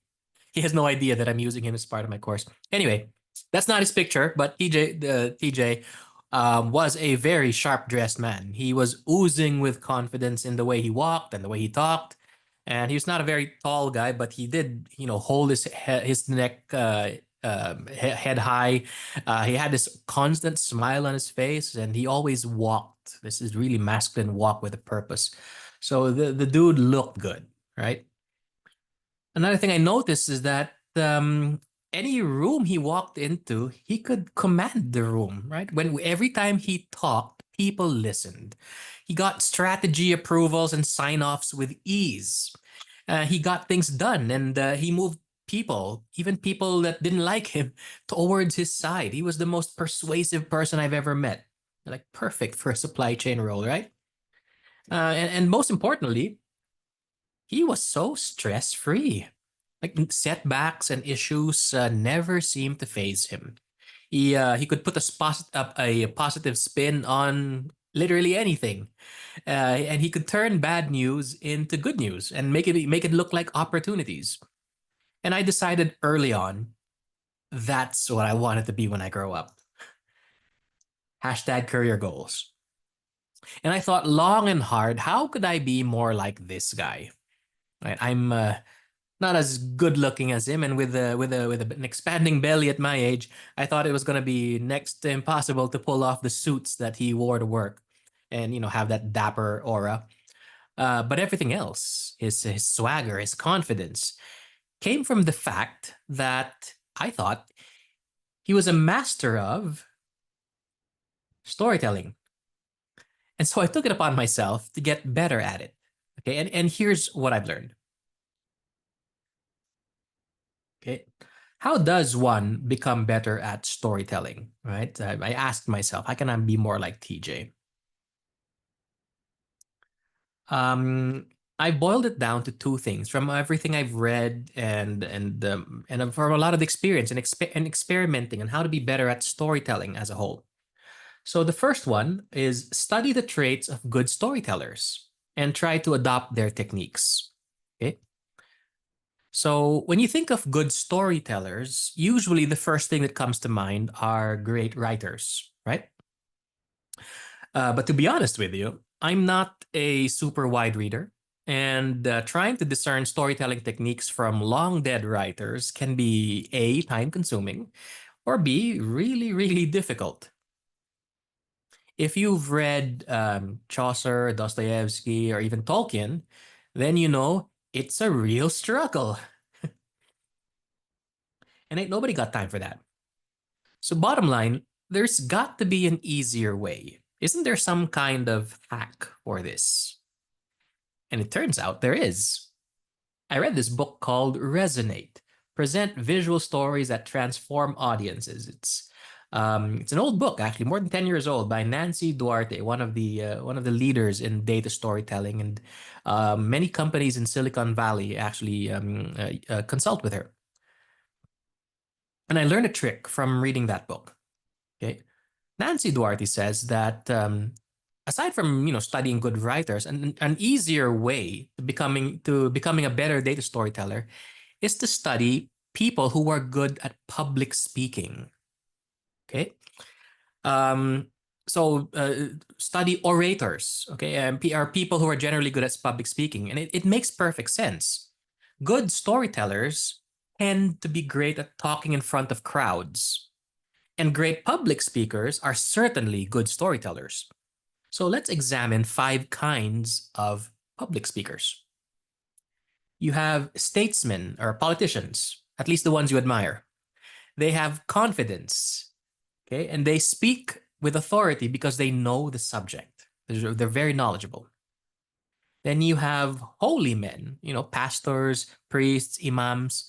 When they stand in front of a congregation, yes, they take stories and lessons from the Bible or the Quran, but they make them relatable to everyone. Okay? And they have to, because their source material is thousands of years old. So they spend a lot of their days trying to make ancient stories more relatable to people. And of course, being in their profession, they truly believe in in the stories they tell. Then you have teachers. Okay, teachers, and I've had many good and bad teachers, but when I think of the ones that I like the most, it was because of their empathy, their ability to put themselves in their students' shoes, and make the lessons, understandable, right? And it's coming from this desire to truly develop young minds. You have motivational speakers, okay, the ones you see on TED Talks. They speak with a purpose. And what characterizes a good TED Talk is they always make you, the audience, the hero of their stories. And finally, you have comedians, right? They use humor to connect with people. And the funniest jokes are actually the ones that are true. And it really works when the comedian tells a story that comes from his or her own personal experiences. So all those things I've highlighted on the screen, confidence, making stories that are relatable, empathy, humor, that's a great start. Take those traits, okay, and then consciously try to incorporate them when speaking with others. It will not happen overnight, of course, but like anything worth doing, practice makes perfect. And then there's this other thing I learned also from the same author, Nancy Duarte. All right, public speaking or / storytelling tips. Okay, so this is something you all can do. All right, number one, reflect on a topic you are truly passionate about. Maybe it's your kids. Maybe it's your favorite sport. Maybe it's politics. Maybe it's some world event. Let's think of something that you are passionate about, and then practice discussing it in front of a mirror.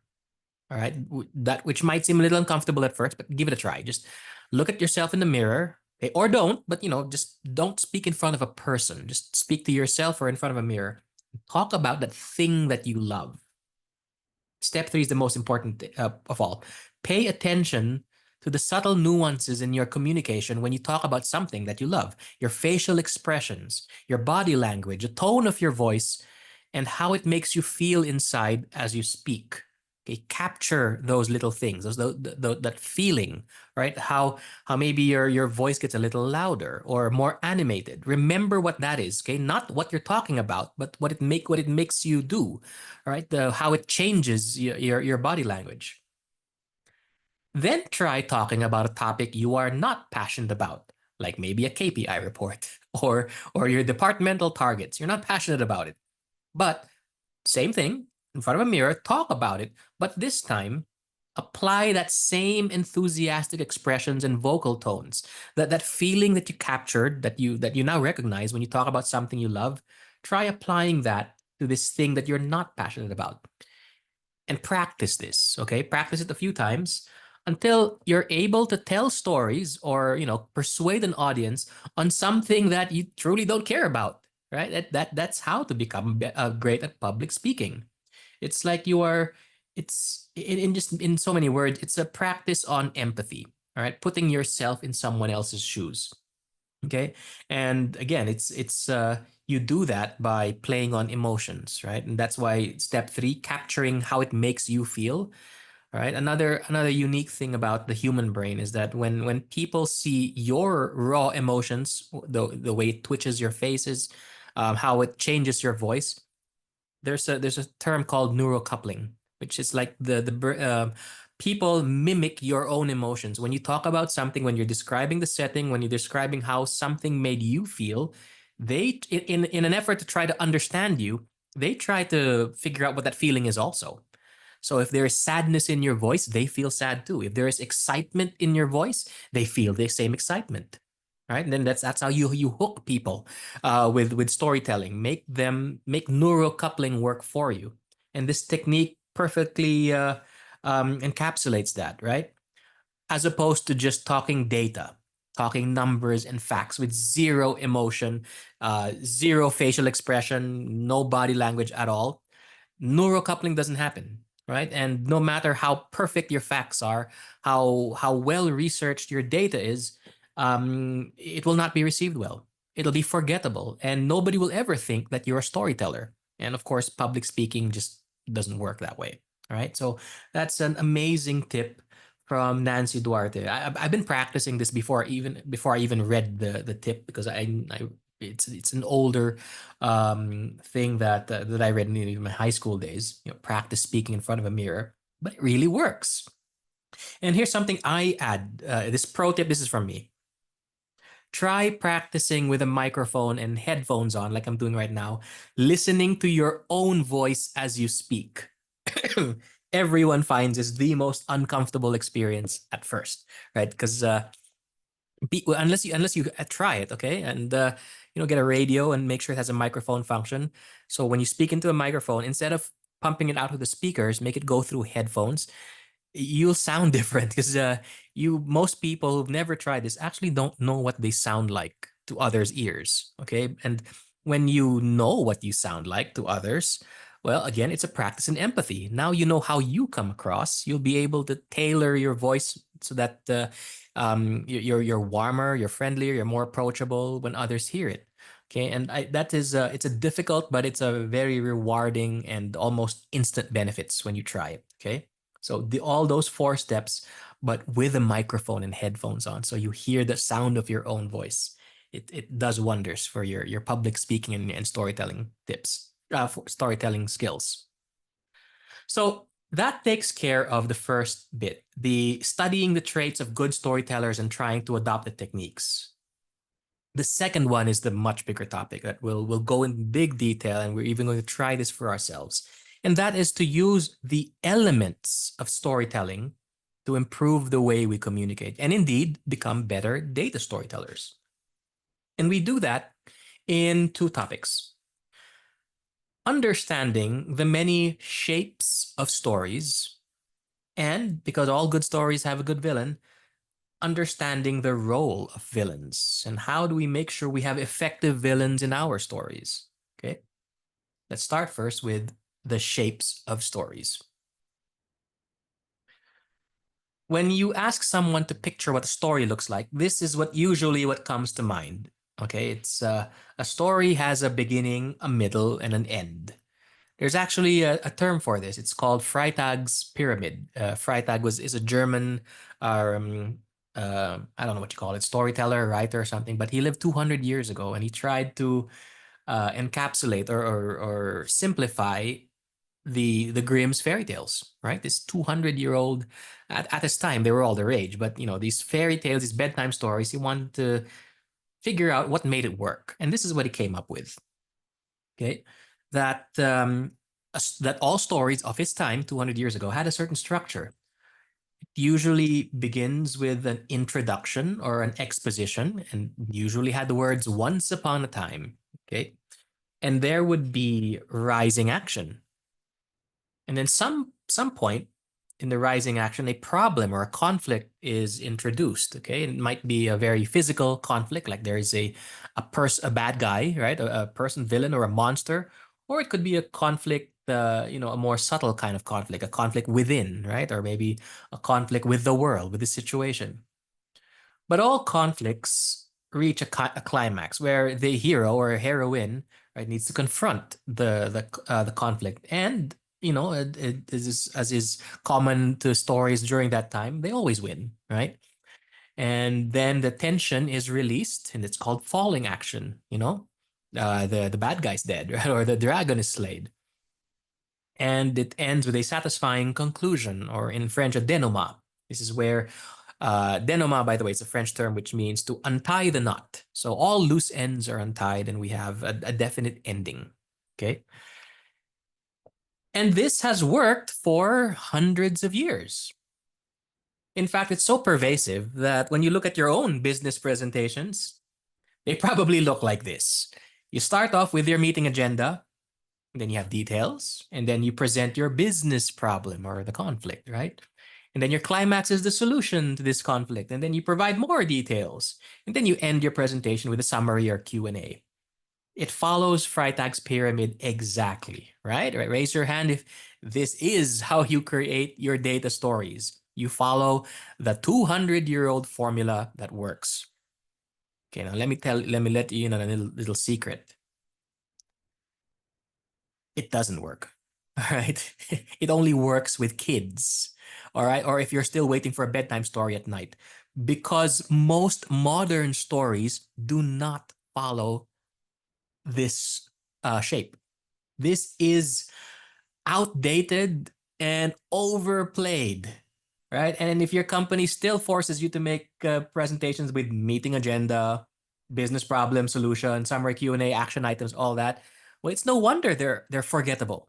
It's no wonder people don't pay attention to these thing anymore, and meetings become a chore.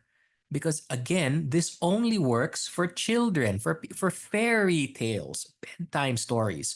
And most modern stories follow other shapes, not Freytag's pyramid, but different shapes, which I will now introduce to you. And this will be a revelation to most of you, because you know these stories I'm talking about, and none of them will be following the beginning, middle, end, or the Freytag's pyramid shape. Let's begin with the first shape, called the monomyth. Or it's also known as the hero's journey. Okay. So the monomyth, its key features is you have a hero and he moves from somewhere known into a threatening or unknown place. Okay. But the important bit is that the hero, he conquers all and he always returns home. He always goes back to where it all began with some reward or newfound wisdom. Okay. Examples of modern stories that follow the monomyth: The Lion King, Star Wars, Lord of the Rings, The Matrix, The Hunger Games, Shrek, and even Disney's Moana. You use the monomyth as your story shape when you want to take your audience on a journey that comes back to where it all started.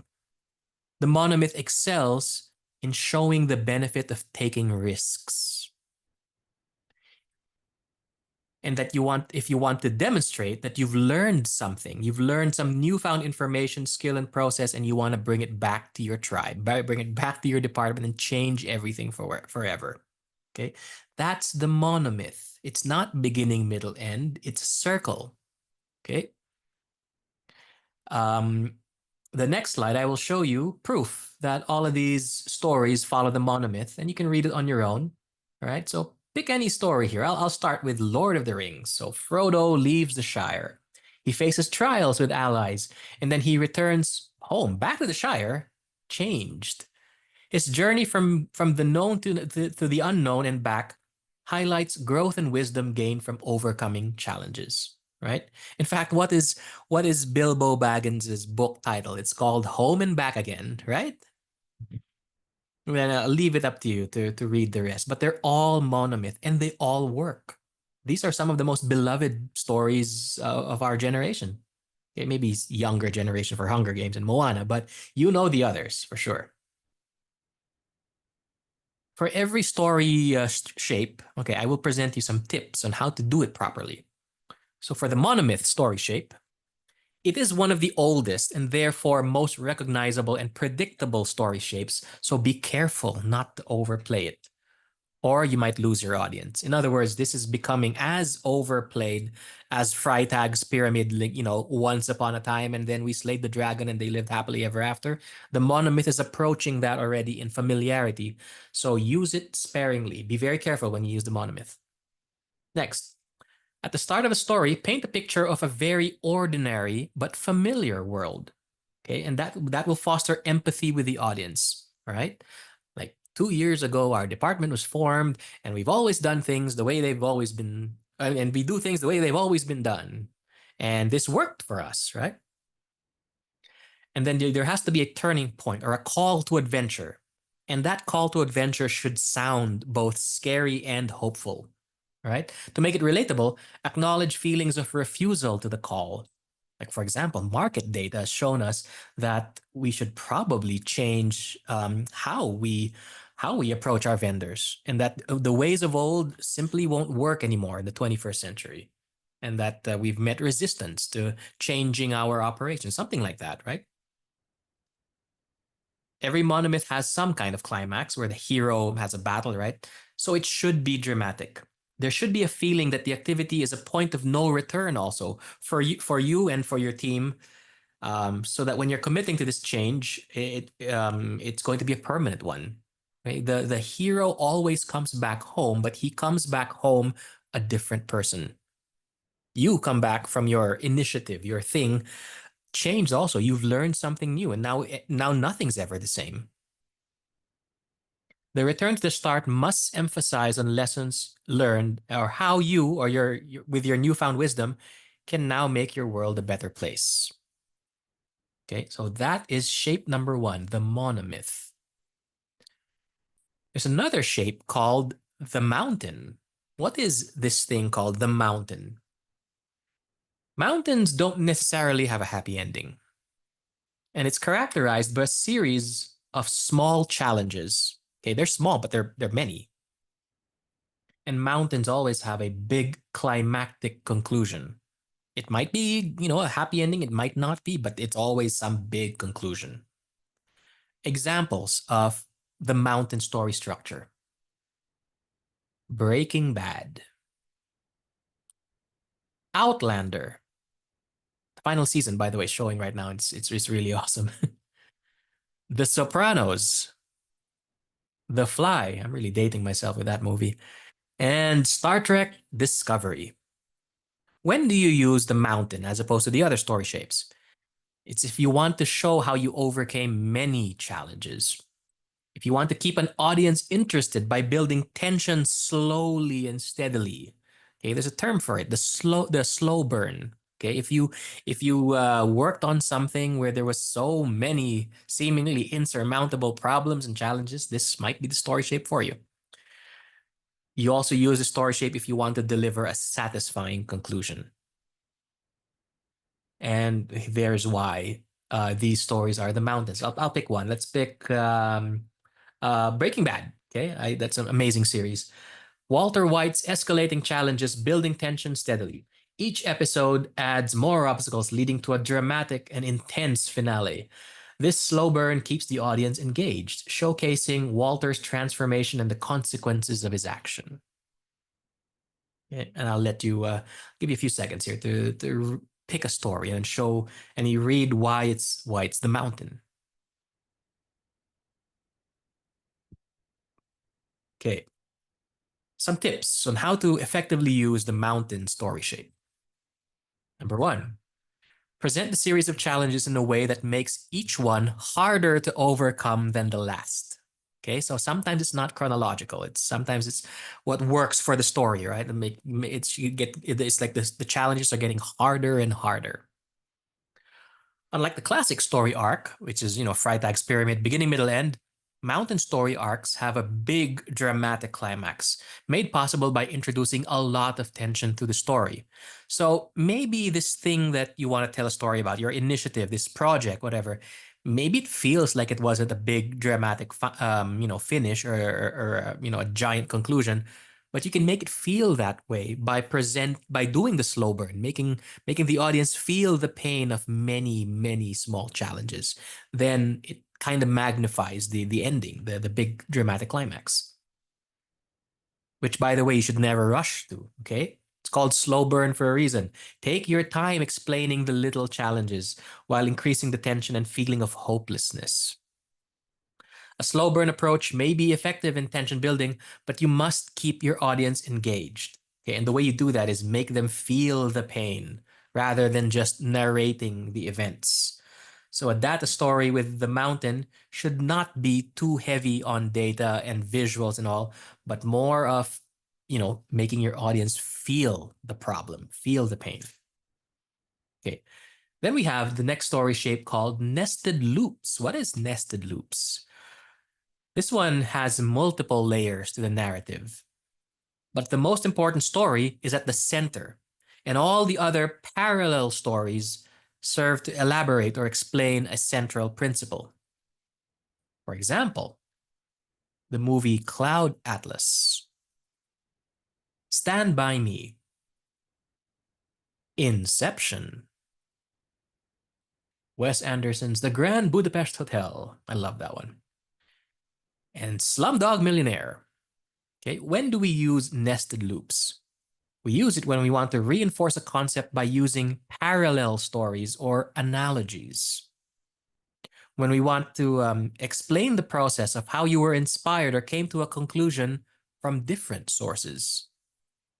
And another interesting effect of using nested loop is it's for enhanced memory retention. Okay, people remember interrupted task or stories better. It's called the Zeigarnik effect.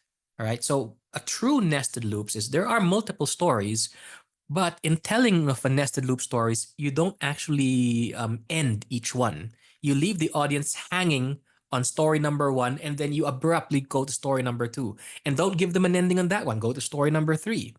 Okay? The ending comes at the very end. Then you tie all of it together. So we're not talking about multiple stories that are interconnected but self-contained. We're talking about multiple stories where there's a cliffhanger in each one, or not even a cliffhanger. You just don't end it, right? That feeling of interruption, makes people remember each story better.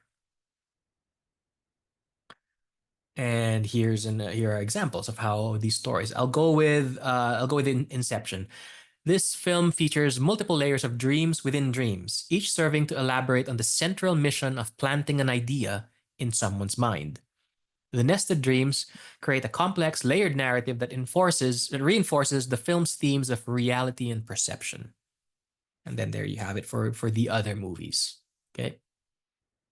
Don't worry if you can't read all of it. I mean, I'll give you a copy of this anyway. But now you're seeing that there's so many shapes of stories. It's not just, beginning, middle, end, once upon a time, and happily ever after. None of these modern stories use that. Okay, tips for using nested loops. Tell a story in support of a story in support of a story. Okay, but all stories have to be connected somehow. The order of opening and closing each story is important. Start the second story before finishing the first. Okay, so you can have that Zeigarnik effect. All right, so you abruptly end the first story and proceed to the next. Don't give them a satisfying conclusion for story number 1.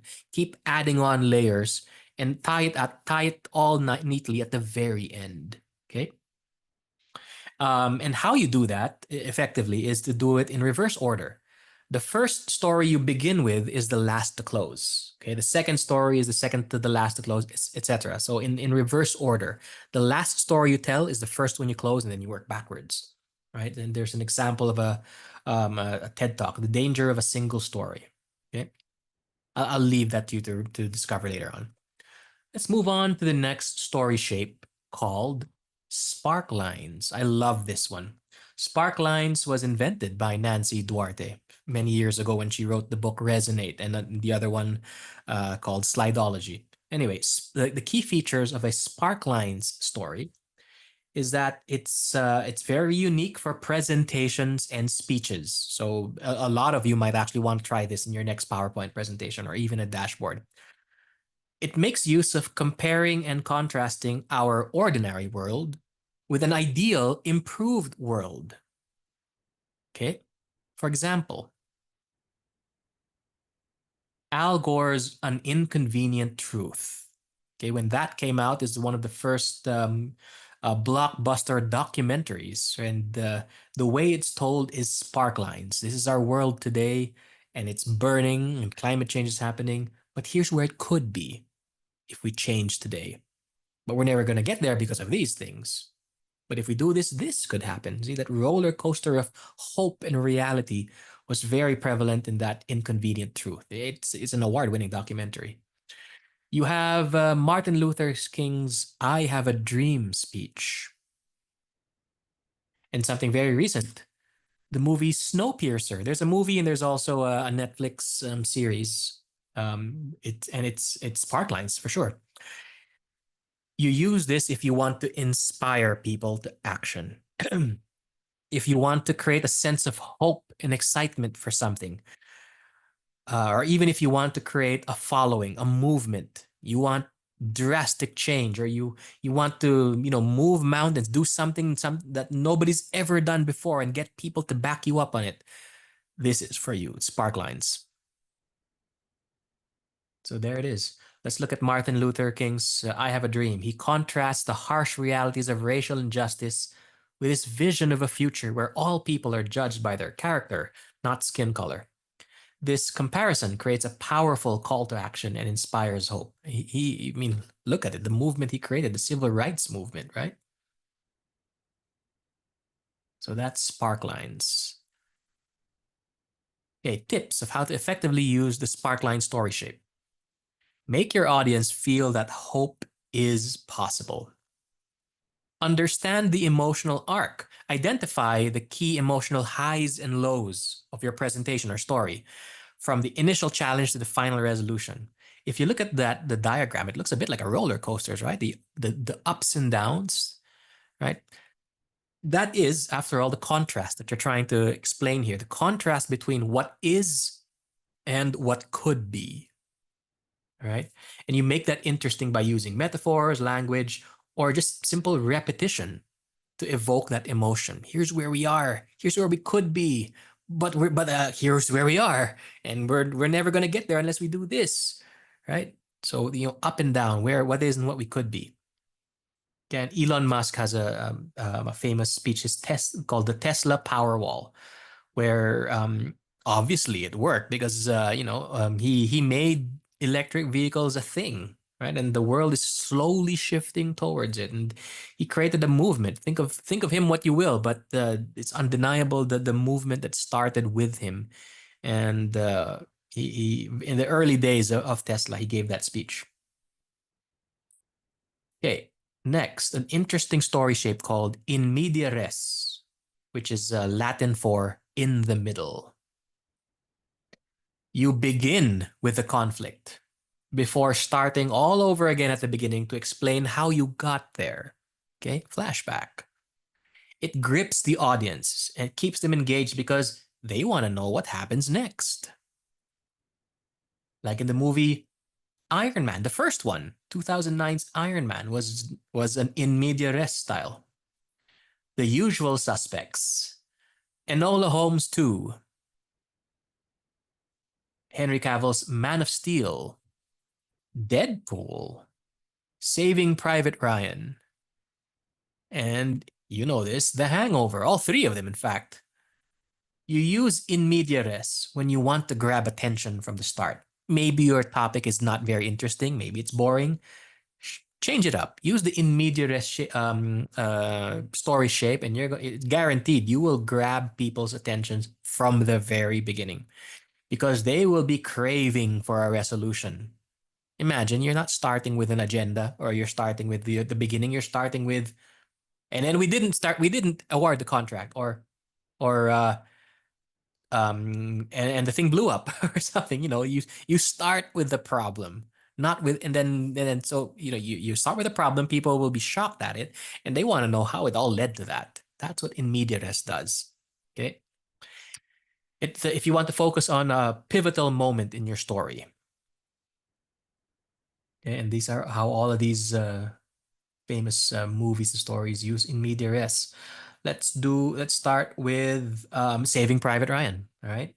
This one doesn't start with who they are and how they, World War II. It starts with the intense and chaotic D-Day invasion on Omaha Beach. One of the bloodiest war sequences is how this movie started, right? It wasn't the climax, it was the beginning of the movie. Okay, that high stakes moment immediately grabs the audience attention, and then the narrative shifts to explain the mission to find and save Private Ryan, detailing the events leading up to and following the invasion. Then it goes backwards, and now people want to know how we got there. right? The whole movie was one big flashback after all. But yeah, that's what you do in media res. You start with a high stakes moment. Tips for using in media res. Start with a high stakes moment. Begin your story or presentation with a critical point of conflict or a significant challenge your business faced. Okay. This could be a major problem, a pivotal decision, or a surprising event. Right? What I've learned from using in media is not everything needs an introduction. Not everything needs a build-up. You can shock your audience with the problem, immediate problem, or the thing that was caused the most heartache and pain without any build up to it. It's like you simply begin with it, right? Create some suspense. Okay. This is an important one when storytelling. Briefly pause the action. So after you present the conflict, then you pause and you introduce yourself or provide a brief overview of what your presentation will cover. Let people recover from the initial shock. Okay, because nobody's expecting this. Everyone's expecting the usual chronological, chain of events, but you're not doing that at all. You're starting with the problem. So give it time for it to sink in. And then now people are with you at your own pace and they will follow you as you take them through how we got there, how the events leading to that high stakes moment. Okay. Backtrack to the beginning. Once you've hooked your audience, rewind to the beginning to explain your context. Describe the background, the key players, and the events leading up to the conflict. Unlike the slow burn of the mountain, this one works with a fast pace. Okay. The audience can only hold their craving for a resolution for so long, so do not drag it out. All right. If you have some, initiative or some report with a lot of action, with a lot of events, this is perfect for you, right? You can turn something boring, but with lots of a chain of events interesting by starting with the difficult decision or the big problem, and then rewinding back and an action-packed, fast-paced story of how we got there. Next story shape, there's a lot, right? The next story shape is something called converging ideas. Okay, what is converging ideas? It shows how different strands of thinking came together to form one idea. It is similar to nested loops, but has the element of convergence instead of parallelism. Okay, so remember nested loops, multiple stories, but they're parallel stories. Okay, and that's the extent of its connectivity. They're connected in that they are similar. This one, they're connected because they converge. They all come together, like the movie Love Actually, Pulp Fiction, Game of Thrones. All things lead to King's Landing, right? The recent movie Bullet Train and Ocean's 11. You use converging ideas when you want to show how great minds came together. If you want to demonstrate how a development occurred at a certain point in history as a result of cooperation between teams that don't normally work together. So, clue here, you have a cross-functional team you're working with. There has to be some convergence going on there. So maybe that's how you tell the story, right? If you want to show how symbiotic or synergistic partnerships or relationships have formed, this is the story shape for you, converging ideas. Okay, let's pick one. Let's pick Bullet Train. Multiple assassins with distinct storylines that converge on a single train. Each character's mission and backstory intersect, leading to a unified climax orchestrated by the criminal mastermind White Death. This convergence highlights themes of fate, revenge, and interconnected destinies. If you've seen the movie Bullet Train, I kind of liked it. Yeah, maybe Ocean's 11 is a more familiar one, but yes, there's always this element of convergence rather than parallelism. Okay, tips for using converging ideas. Keep it simple. All right. If they don't understand it, they'll stop listening. Okay, and that's always a risk when you're telling multiple stories, right? So keep it simple. An ideal technique. This is an ideal technique for company formation stories or team formation stories. Allow each story its own time in the spotlight. Make sure to connect all the dots and emphasize the benefits of collaboration. Here's this one actually has an example, so I'll read it to you. Meet Jeff. Jeff is a chef that is frustrated by the monotony of his current job. And then there's a story about it. Meet Bonnie. Bonnie is appalled by the way the food industry treats its farmers. Meet Elijah. Elijah is an interior designer that is struggling to be noticed despite his cutting-edge ideas. They meet. They acknowledge the similarities. And they create a restaurant that serves excellent food, respects suppliers, has a beautiful setting that feels like a mountain lodge. They're just coming together, even though the three people come from very different backgrounds. It's them coming together. It's their convergence that forms the story here. Our next story shape is called False Start. This one starts with a predictable story and then unexpectedly disrupts it before beginning it all over again. This one has the shock value. This one shocks the audience, and it shows the sobering effects of failure, but more importantly, recovering from it. Okay, so it's similar to In Media Res, but In Media Res it's different in that this one is more it has a bigger shock value, and it is more to show how you've learned from failure rather than, you know, building up tension and gripping the audience in an action-packed flashback. This is different. Examples of famous false starts. The Count of Monte Cristo, that's a pretty old one. Edge of Tomorrow, okay. Beer Fest. Parasite is a false start. Spider-Man Far From Home. From Dusk Till Dawn. And World's End. Okay, so when do you use the false start? If you want to disrupt the audience expectation, or if you want to show that you actually failed at something, we're forced to go back and reassess and learn from that experience. It shows the benefit of a flexible approach, and it surprises the audience into paying closer attention to your message because, again, you're lulling them into a sense of security by starting with something predictable, right? Intentionally feed them the idea that they know where this is going, and then show them the twist. Okay, let's pick From Dusk Till Dawn. It begins as a crime thriller, okay, following the Gecko brothers on the run.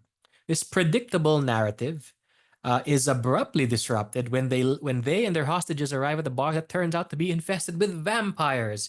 It's a big reveal, folks. It's not a crime thriller. It's a horror movie. So this shocking twist forces the characters to adapt to a new deadly situation, highlighting themes of survival and unexpected challenges. That's why it's a cult favorite, because it starts very much as a crime thriller, but ends completely different. And then at the point where the twist is introduced, it's turned that this is not a crime drama, this is a horror movie. Now people don't know where this is going, and you are gripped to the very end. Okay, and then you have the rest. I like also Edge of Tomorrow. That's also starts something predictable and then changes to something very unpredictable, and you have no idea where it's going to go. Okay, tips on using the false start story shape. If you want to turn their world upside down with the unexpected twist or revelation. Here's an interesting one. It's a communication style. Start with informal language, colloquial language, all right? Talk to your audience as if they were a friend, because that helps lull the audience into this false sense of security, making the twist even more dramatic, okay? So, an easy start. Make them feel like this is familiar. Be descriptive, emotional, and enthusiastic. Deliberately herd them in the wrong direction. And then after the shock, you cement your messages with the facts. That's where the data part comes in, right? It's false start. It's a little bit more involved in terms of storytelling because you have to make it work, right? You're essentially deceiving your audience. But if you're able to pull it off, you're going to have something truly memorable. Okay, next story structure is something called the petal structure, like the petals of a flower. This one's unique in that it's meant for multiple speakers, Maybe you've got a town hall coming, right? Or maybe departmental year ender, but you have several people who want to speak. Rather than doing it chronologically and telling everyone to just present their achievements of the year, maybe you want to try a petal structure. It features several unconnected stories that are only related in the sense that they all tell a single message. Like, for example,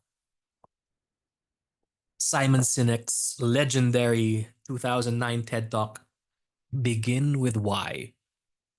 To this day, it's still my favorite of all the TED Talks. He doesn't even use PowerPoint in this one. He uses an easel and a marker, and yet it is one of the most persuasive, most influential TED Talks of all time. The French Dispatch, again by Wes Anderson. And this one I didn't see, but it's a perfect example also of petal structure. The Sisterhood of the Traveling Pants. So when do you use the petal structure? Obviously, when you have multiple speakers. Okay, so especially if they come from different backgrounds, you use this if you want to, if all their stories have a central theme to it. It demonstrates interconnectedness of different stories and how several scenarios relate back to one idea. If you want to magnify the importance of a message through the feeling of awe and discovery, like, whoa, they're all connected, right? Or, oh, I didn't see that. I didn't see how, they all influence each other. There's this awe at the end. That's what the petal structures tend to do. Okay, it's part of why that TED Talk was so revolutionary. The big reveal of after Simon Sinek's Begin with Why and telling multiple stories was mind-boggling, really. Okay. So let's talk about that. Simon Sinek's TED Talk. He presents multiple distinct examples: the story of Apple, the story of Martin Luther King Jr., and the Wright brothers. But they all illustrate the central message of people don't buy what you do, they buy why you do it. Okay, if you haven't seen this TED Talk yet, I highly, highly recommend it. It's a 17-minute video. It's all over YouTube. Just search for Begin with Why. Okay, he even wrote a book called Begin with Why. It was because of that TED Talk. All right, then you have the others. Okay, French Dispatch, Sister of the Traveling Pants. Okay, how do you make sure that petal structure works? Define the core message. Okay, by clearly defining the central message or theme of your presentation. This will be the common thread that ties all the stories together. Create a cohesive flow. So plan the order of stories to create a logical and engaging flow. Each story should build on the previous one, gradually reinforcing the core message, okay, the center of the flower. Transition smoothly. Ensure smooth transitions between speakers. Each speaker can briefly introduce the next one, maintaining the flow and keeping the audience engaged. Okay, but the connection is the big reveal. That's the awe at the end, that everything is connected. While you have the option to highlight how each story relates to the core message, the impact is bigger when the audience is left to come to that conclusion themselves. Okay, when you leave it to them to figure it out, that there's a connection to all the stories. Okay, our next and final story shape is the pyramid structure, based on a very popular consulting book by Barbara Minto called The Pyramid Principle. Okay, the key features of a pyramid structure is this term she coined called bottom line up front, or BLUF. So you start with a conclusion or recommendation, and then it drills down from there. Okay. Pyramid structure supports the main conclusion with key arguments providing details, data, and evidence. And there is a hierarchy of ideas. So some famous examples of the pyramid structure are Steve Jobs' introduction of the very first iPhone, Barack Obama's inauguration speech, Moneyball, The Dark Knight. Yes, a Batman story is a pyramid structure. And The Big Short. Okay, so when do we use the pyramid structure? You want to persuade an audience. You need the sign off. You need an approval of something. Pyramid structure was designed for that. Okay, so structuring arguments logically makes them more compelling. Organizing your thoughts before communicating it to others. This is a great framework to use, the pyramid structure. Communicating complex ideas clearly and efficiently, especially for business presentations, reports, and emails where clarity and brevity are crucial. I'll let you in on a little secret. So I have the book, The Pyramid Principle, and it was explained to me by the person who gave it to me that if you ever wondered how all these big consulting companies like, KPMG, EY, Deloitte, how are they able to close deals so well and entrench themselves in companies and get companies to hand over hundreds of millions of dollars for a consulting contract, right? And they do it time and over and over again.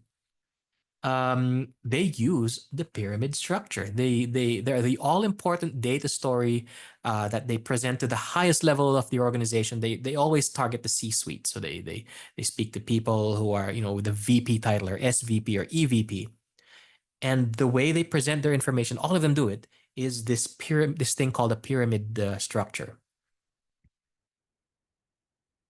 Okay, let's pick one here. Let's pick Moneyball. Okay. It starts with the conclusion that a new approach to baseball management can revolutionize the game. Then the key points include the challenges faced by the Oakland A's, the adoption of sabermetrics, and the team's performance. Detailed evidence is shown through game statistics, team meetings, and personal stories. So central idea starts with central idea or central conclusion, and then evidence upon evidence. Everything supports the conclusion you began with, right? You know what? Let's pick a better one. I like The Big Short. It begins with the conclusion that the housing market is going to crash. Key points include the identification of the housing bubble, the investment strategies of main characters, and the eventual market collapse.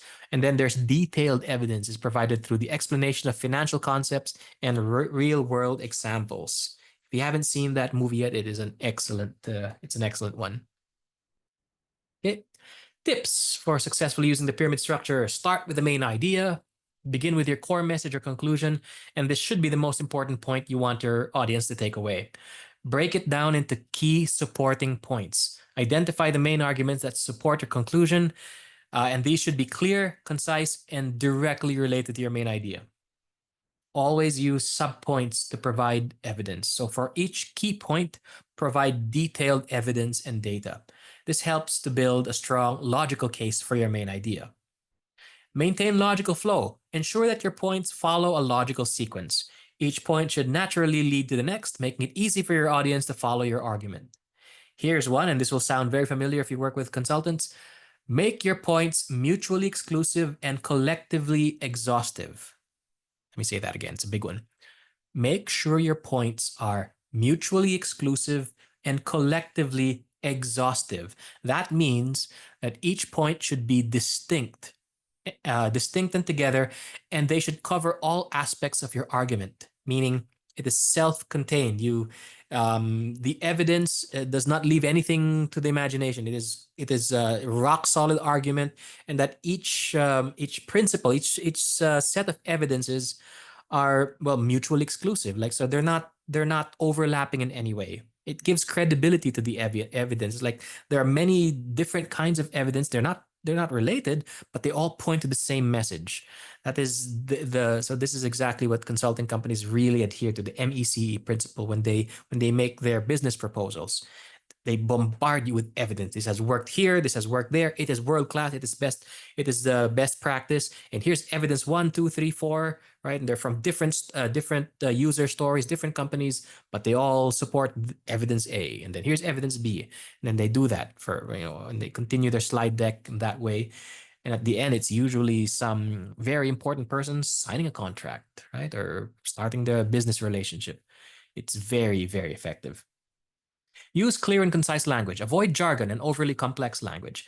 Your goal is to communicate your ideas as clearly and as simply as possible. Before I move, sorry, that's the last of the story shapes. Before I move on to the next part, does anyone have any questions or any comment that you want to make? Like, is this something new to you? This is the first time you've encountered these narrative structures, these so-called shapes of stories?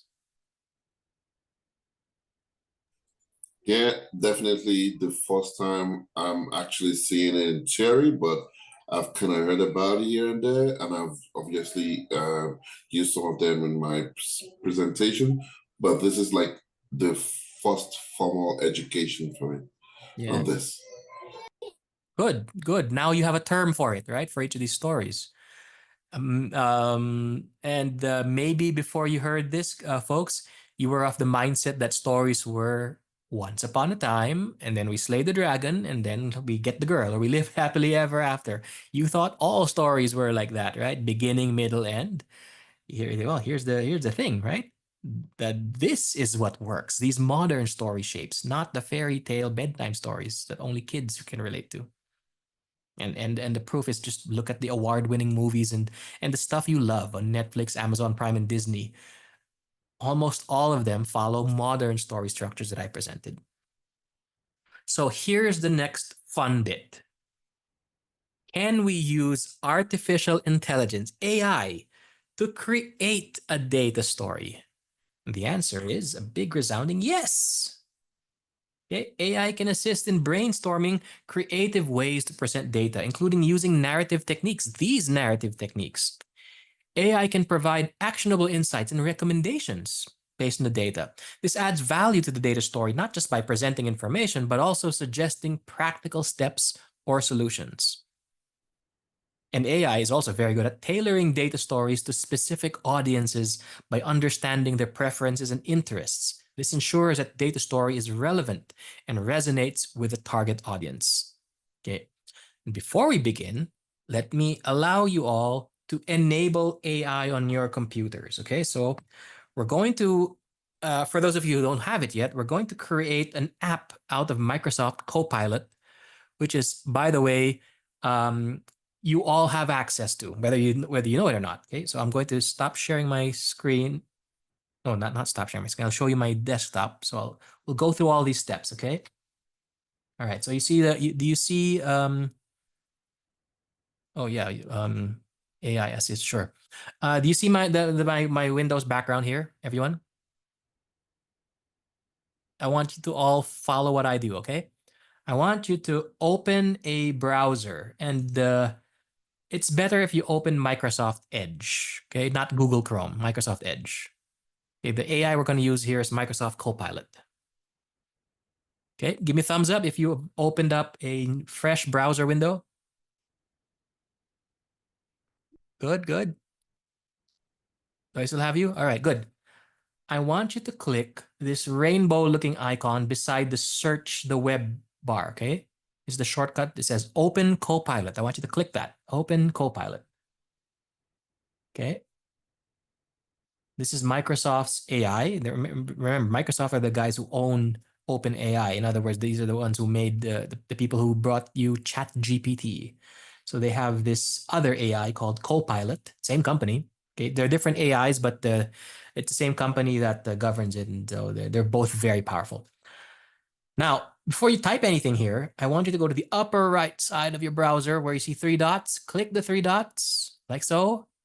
And then you go to apps and then install this site as an app. Before I do that, it's asking me about, hang on, let me bring that back up.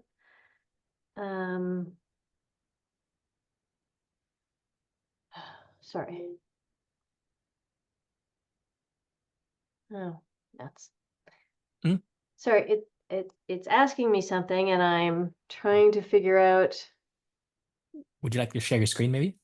No, I'm trying to get back to it. I don't know if I closed it or hang on. Maybe I closed it. It's okay. Just open any browser. Yeah, okay. So it's asking me, we value your privacy, Microsoft third-party vendors or cookies, similar technologies. Can I reject that or does that make it not work? You can reject that. That's just a message. You're on a work computer, are you? Pardon me? Are you on a work computer or a personal? No, I'm at home. Oh, okay. Anyway, we just reject that thing. Just, okay. But are you at least able to go to this site called Copilot by clicking on that button beside the search bar? Yes. So it went there. Went here. All right. So next step, folks.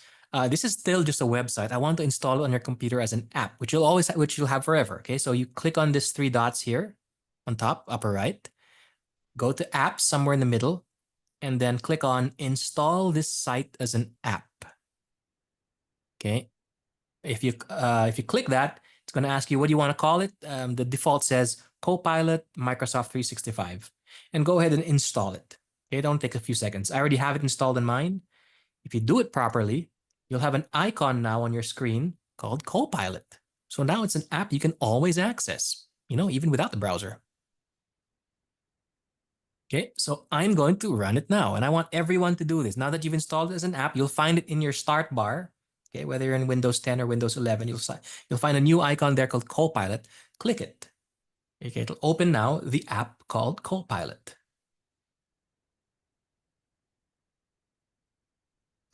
Okay, I'm going to teach you how to use Copilot for data storytelling. And this, I'm sure you've never seen before. You will be amazed at how powerful this thing really is. Okay, so give me a thumbs up if you've opened Copilot, the app now. Just want to know that you got this far. Okay, Kayode, very good. Everyone else, give me a thumbs up or say that you've done it.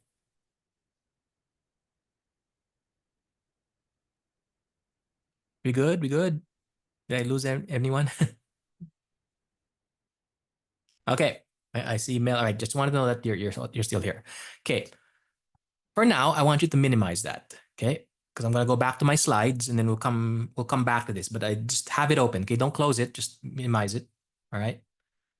Okay, so I'm gonna go back to my slides now, and I will show you the procedure on how to create a data story using AI.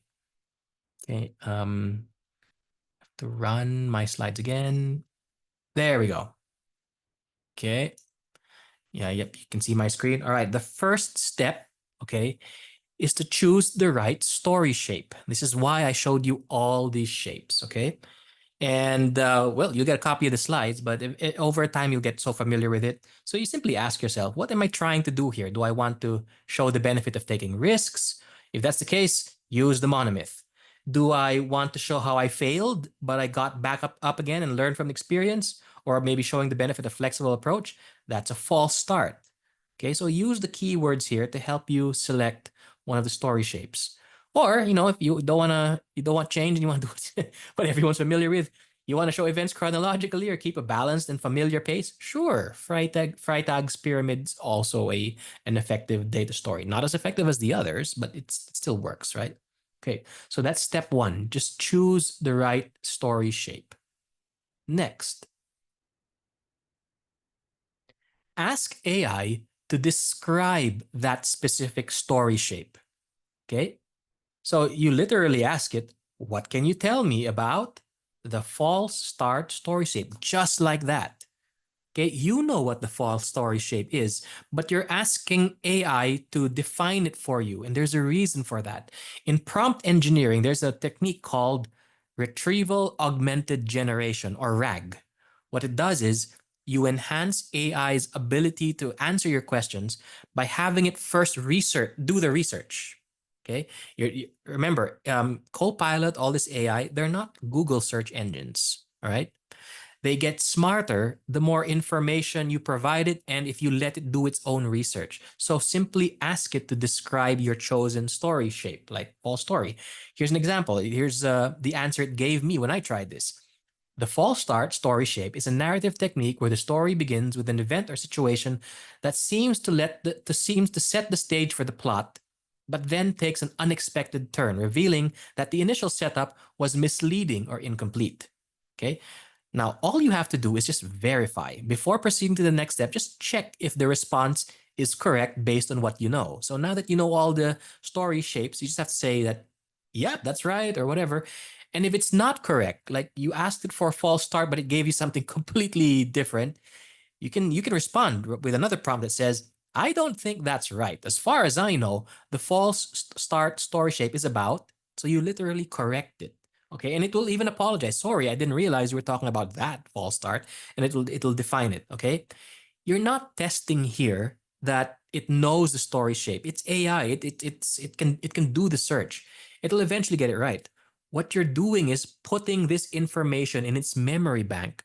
So when you follow it up with another question, it already did the research. It has some context of what what you're trying to do with this.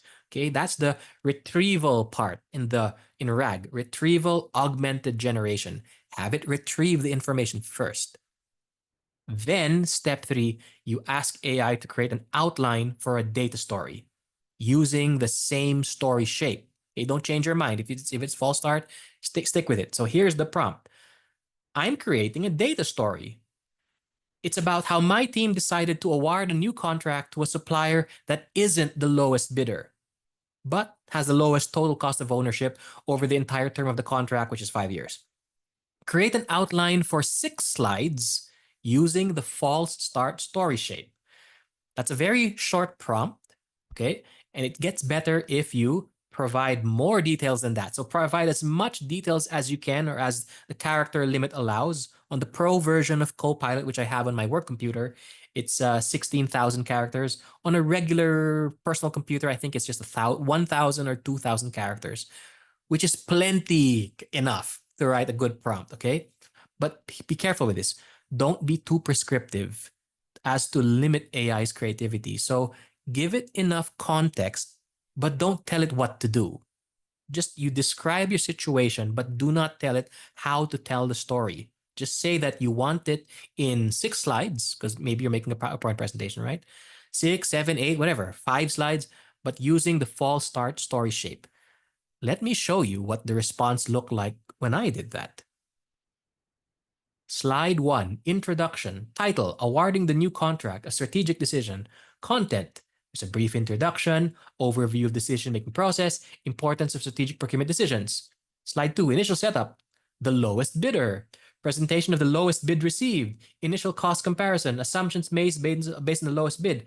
And then you even put a visual. It's actually recommending what visuals to put. So a bar chart of bid amounts. And then slide 3, the disruption. Introduction of unexpected costs, maintenance, downtime.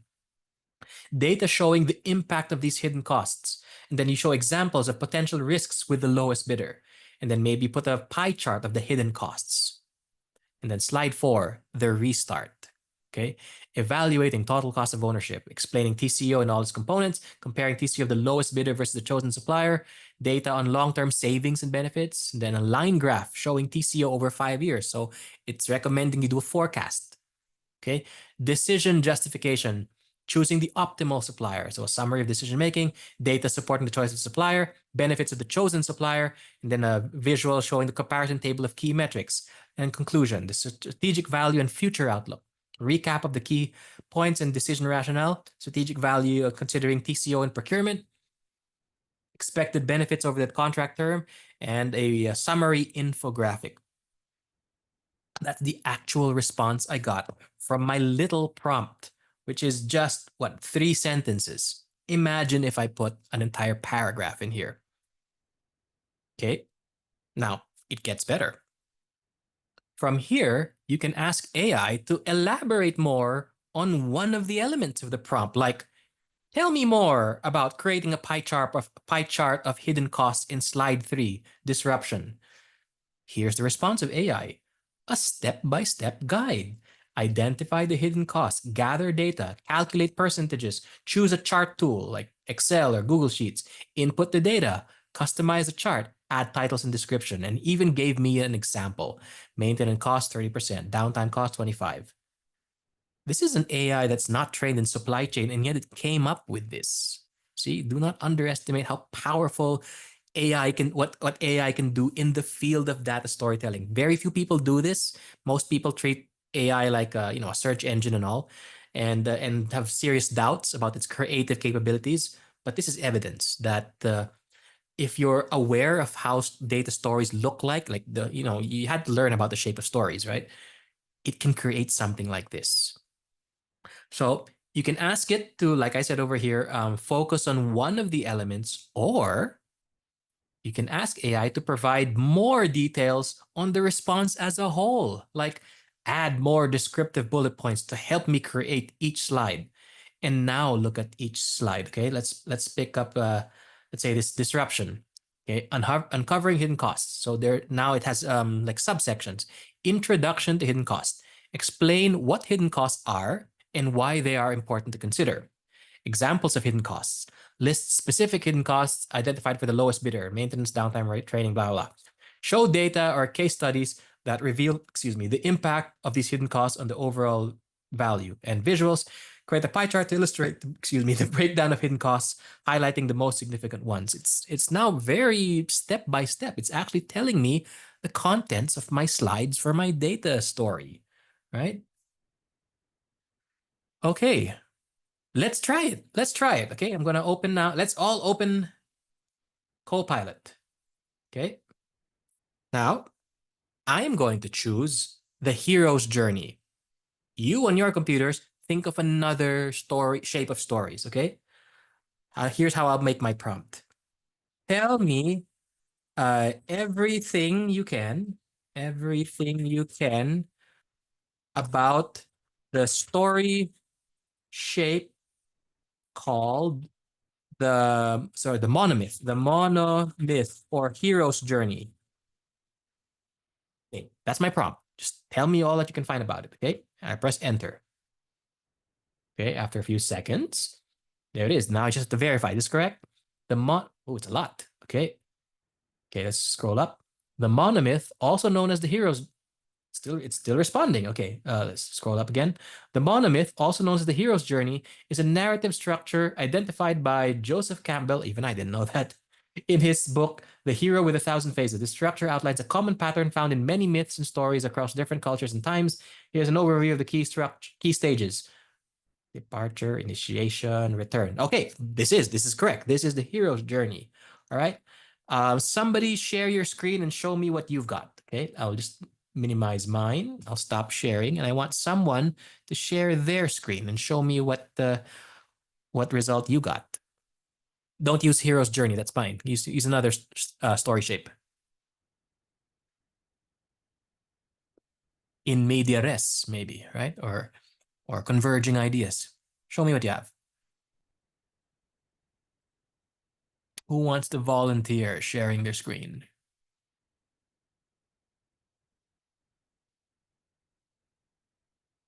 Anyone? I'm having trouble remembering what the names of the story types are.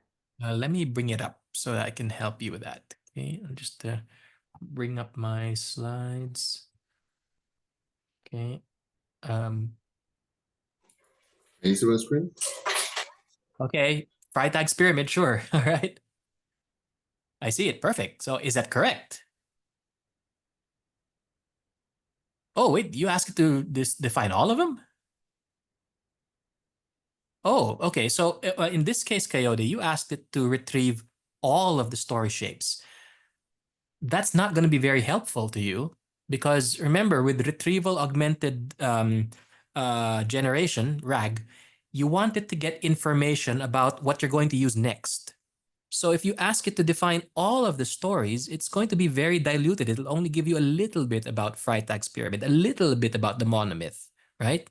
Then when you choose, let's say, monomyth, it doesn't have that much information. So you don't ask it to describe all the story shapes. You ask it to describe only one of them, the one that you choose, okay? I'll share my screen so everyone can see what the shapes are, okay? Okay, share screen. Yeah. Okay, so there, I think you can see it now. There. In media res, spark lines, the mountain, nested loops, false start, the monomyth, pyramid structure, petal structure, converging ideas, Freytag's pyramid. Pick just one of them. I'm sorry, I still just see you. Oh, you still see? Okay, sorry, because I forgot to click share. Okay, do you see? Okay, thank you. Do you see my screen? Yep. Okay. Everyone, pick a story shape and ask AI to retrieve, tell you everything they can about that story shape. Then verify, is it correct?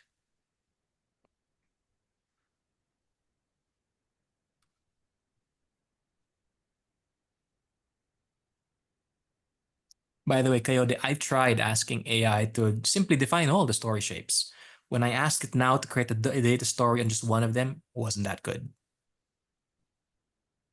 Yeah, when I dug deep, a little bit deeper, it then gave me good reading about everything, the concept, analysis, and all that stuff.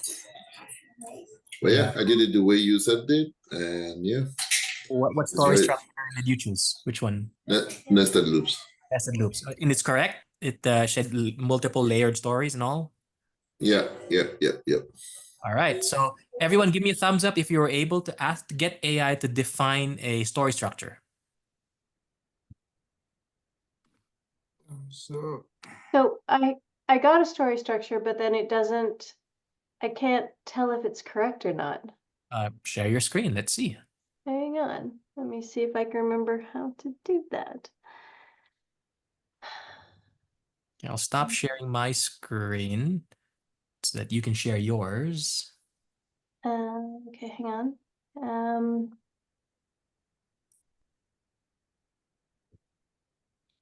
Okay. Do you see that? See it. Yes. Okay. Scroll down. What do we got?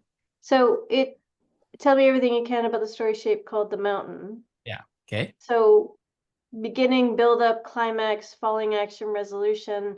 I mean, that could also be called a pyramid. So Can we see can you scroll down? I don't see, you might be sharing the wrong screen. I see we value your privacy. Accept, reject. no. Hang on 2 seconds.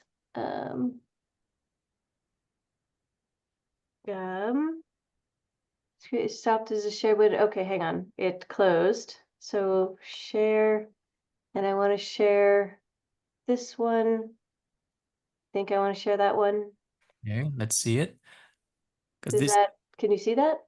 Okay, let's see. So it's got the beginning, build up, rising action, climax, falling action, resolution. You're right. It does look like Freytag's pyramid. So this is perfect.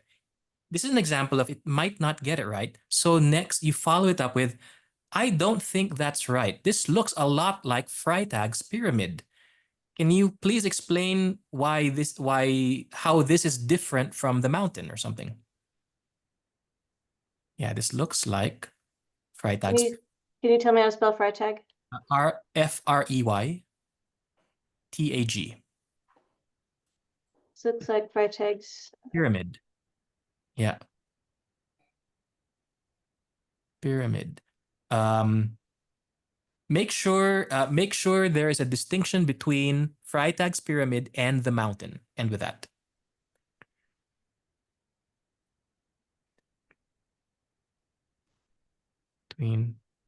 Or just Freytag's. Freytag's and the mountain.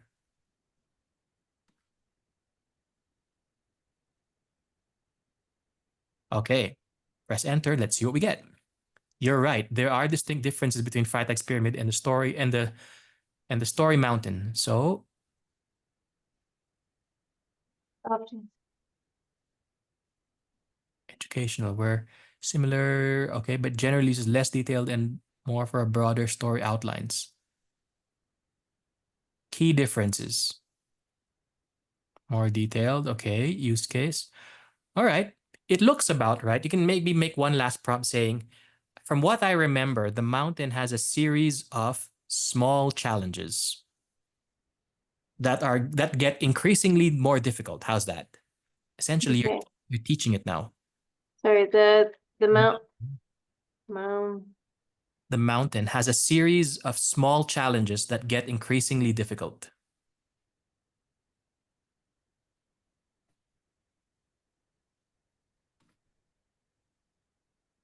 Okay, press enter. So at this point, you are now helping AI with its research. So you see over there, you're absolutely right. The mountain, in the context of storytelling, often fears a series of escalating challenges. Okay, so now it's gotten to a point where you're happy with it. This is the mountain, right? Yeah. Okay, now let's think of a supply chain related situation, right? So everyone, you've done your retrieval of a short story shape. Now you're gonna enter a prompt that says, okay, let's write it now. I'm creating a data story. Let's stay with Oh, Karen, let's use your Oh, screen. oh, you want me to keep sharing? Let's do it with yours, and everyone follow along. Okay, so you've done the retrieval bit and maybe even did some corrections like what Karen did. Now we're going to ask it to create a data story. So, what kind of data story do you want, Karen? Karen, do you want like new product development? Do you want contract awarding? Do you want supplier performance relationship? What kind of story do you want to tell? Okay, so first off, am I sharing the right screen? You're sharing the browser. Okay, so I'm not sharing AI? No. Okay. Try that again. Share Microsoft Copilot. There we go. Working? Okay, so type this as your prompt. I'm trying to create a data story.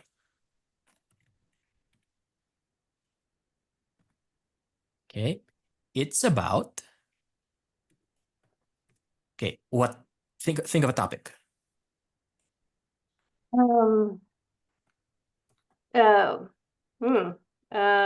It's about getting ready for a new bid. Okay, preparing for a bid. Okay, it's very similar to mine, but sure, we can try that. Preparing for Is there a better one? I don't know. Does anybody else have a suggestion for if I have I'm a- typing? So I have a suggestion for the mountain. For managing the performance of a difficult supplier. After all, this is about struggle and little challenges, right? yeah, it's about managing the Performance performance. of a difficult supplier. Okay. Then let's provide a little bit more context than that. This supplier has been with the company for many years, but has become complacent or something.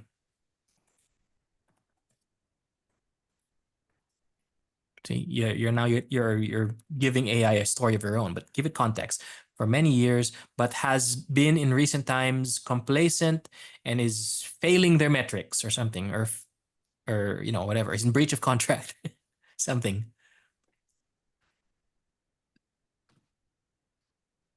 Making lapses or something. Well, yeah, error, sure, errors. In shipping, perfect. In shipment, okay, yeah. What else do you want to tell it?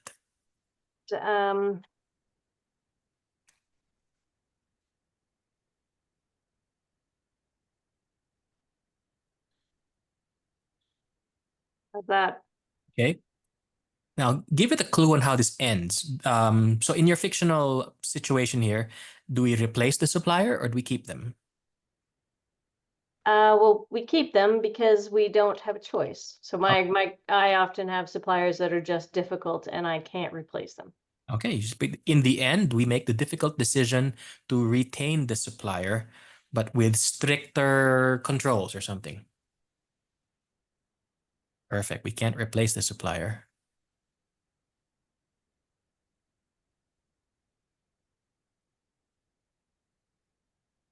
To work with them to communicate better or to improve performance, really, right? so I don't have to give it the specific instructions about how we fixed it.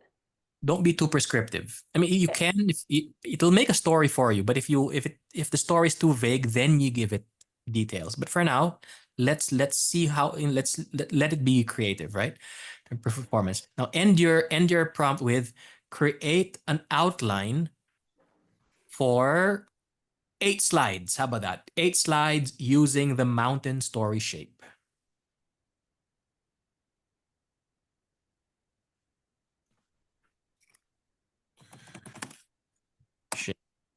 Enter. Okay, here we go.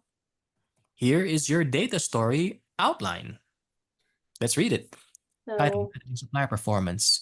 it even gives me a title. Yeah. Performance improvement. So it's really focusing on the words you use, like complacency. I mean, because I think it's complacency, but that doesn't mean it was. Well, then don't say the word complacency in the prompt, right? It was just an example. So yeah, so I have to know what it is the story is. I have to know the ending myself. Oh, yeah. I'm And the not action asking it to create fiction here. I'm asking it to relate something I already know. So I'm using the information I know, like I know it's complacency, and I know the issues of specific problems, like it's in problems of shipment and poor follow-up. Yeah. Okay. Okay. Yeah. So be prescriptive on the not prescriptive, be detailed in the description of the events, but do not be prescriptive on how it should tell the story. Because if Okay. you do that, you might stray away from the mountain. You might you know the details, right? But you're starting to describe a story that isn't about tension building. You're something completely different. Then it's going to get confused, right? So Yeah. that's why I say be detailed in describing the events, but let it tell the story. Because we're using the RAG method, it has already correctly defined what the mountain is. So now when it makes your 8 slides, it will follow exactly what the mountain should look like as a story. Okay, and this is the story, or this is the mountain style, which is sort of, this is the problem, some attempts to address it, escalating efforts, major strategic intervention. So it's basically climbing a mountain. Yes. Problem after problem, or obstacle after obstacle, right? Yeah. And then, okay, there's a part here where if you like the story but you want to elaborate more, try this. Suggest some visuals I can use in each slide.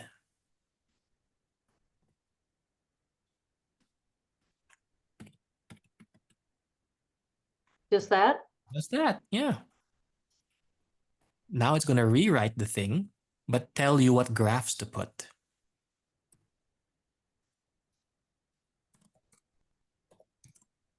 See? Okay, so yeah, like a map highlighting the supplier's location because I talked about shipment. Yep, I guess. Yeah. Okay.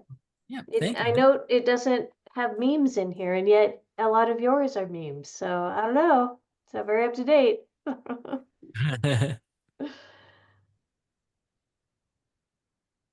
Okay. Right.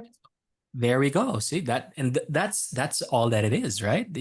It's a guided method for data storytelling using AI. So you, the human, provide the details, but you let AI's creativity tell the story, and then you tweak it. Of course, if it hallucinates or it invents an event that never really happened, then just correct it, right? But at least you get the benefits of the mountain story structure, which is slow burn tension.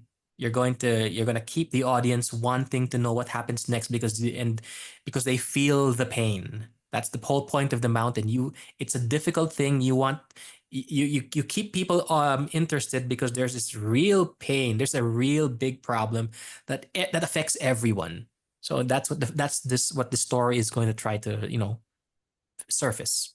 Yeah, and if I was doing a freight tag, it would probably be, so an introduction, and then it would kind of summarize the problems and challenges and one an increasing. Yeah. Okay. But my advice is avoid Freitag's pyramid because it is Yes. way overplayed. Yes, but I'm just saying, if I know it's not Freitag because it has a definite flow that's like the mountain, but typically what I would have done is I would have talked about a company that I having trouble with, and I would have outlined the issues in sort of point form and then said this is what we did to fix it. It would have been a Freitag's. Would have been Freitag. That's what I typically do. So yeah.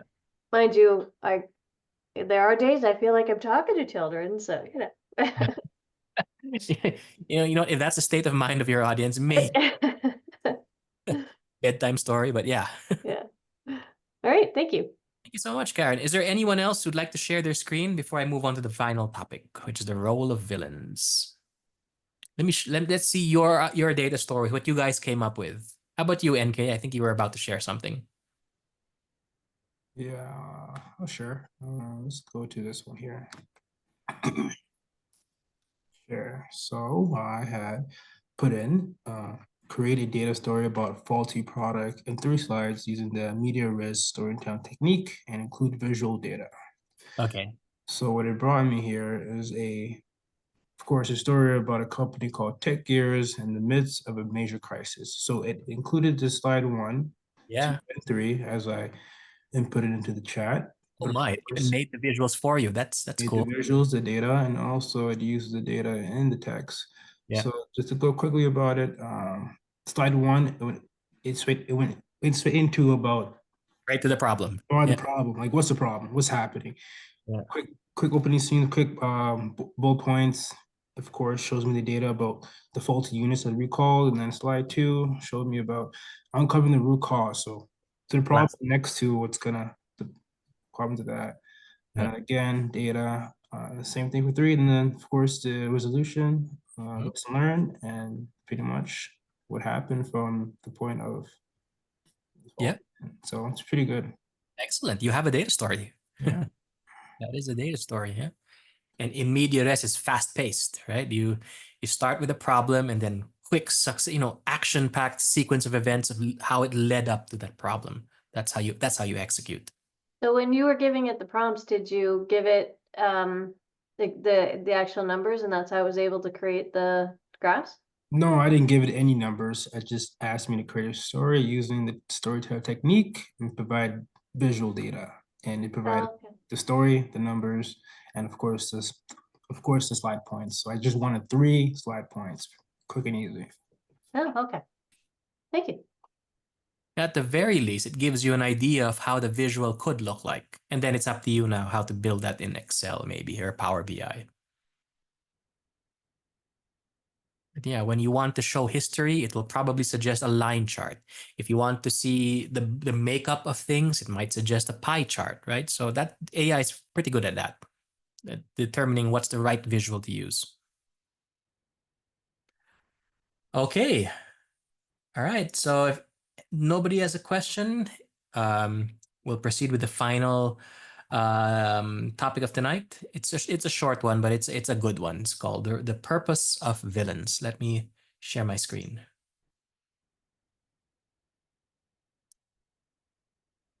Okay. Share entire screen.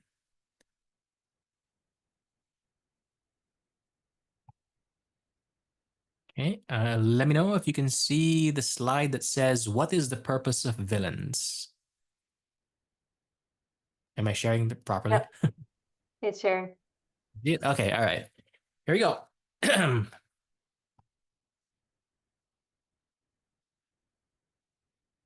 True story. Christmas is only 16 days away. And so this next bit is rather appropriate. Did you know that in Victorian England, it was customary to tell ghost stories during Christmas?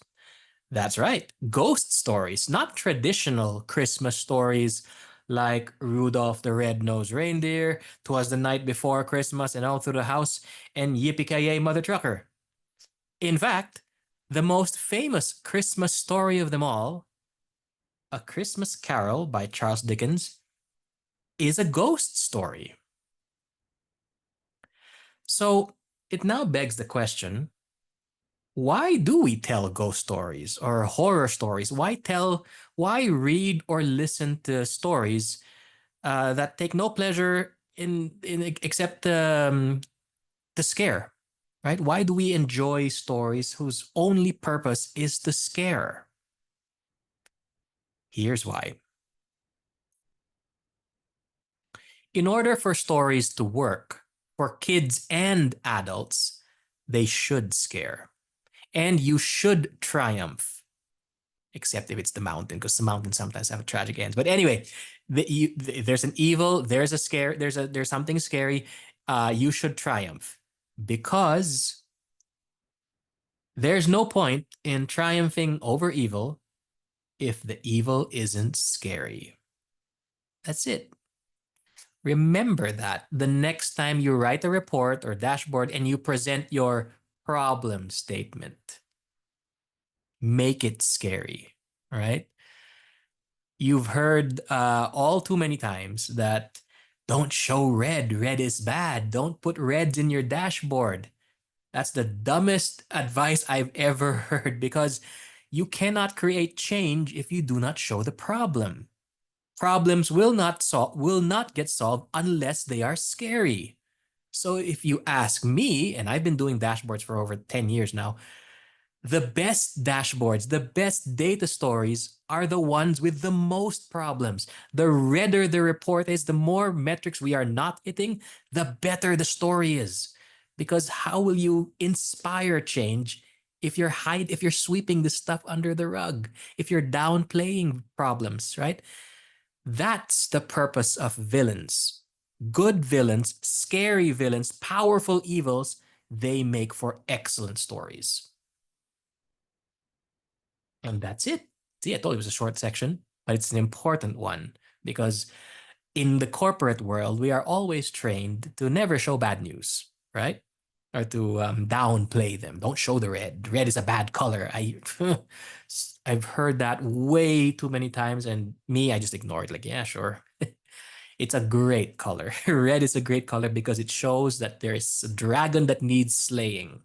There is an evil that needs conquering. And I am going to show you how scary it is. If I am not just going to show you the problem, I am going to show you what will happen to the company if we do not solve this problem.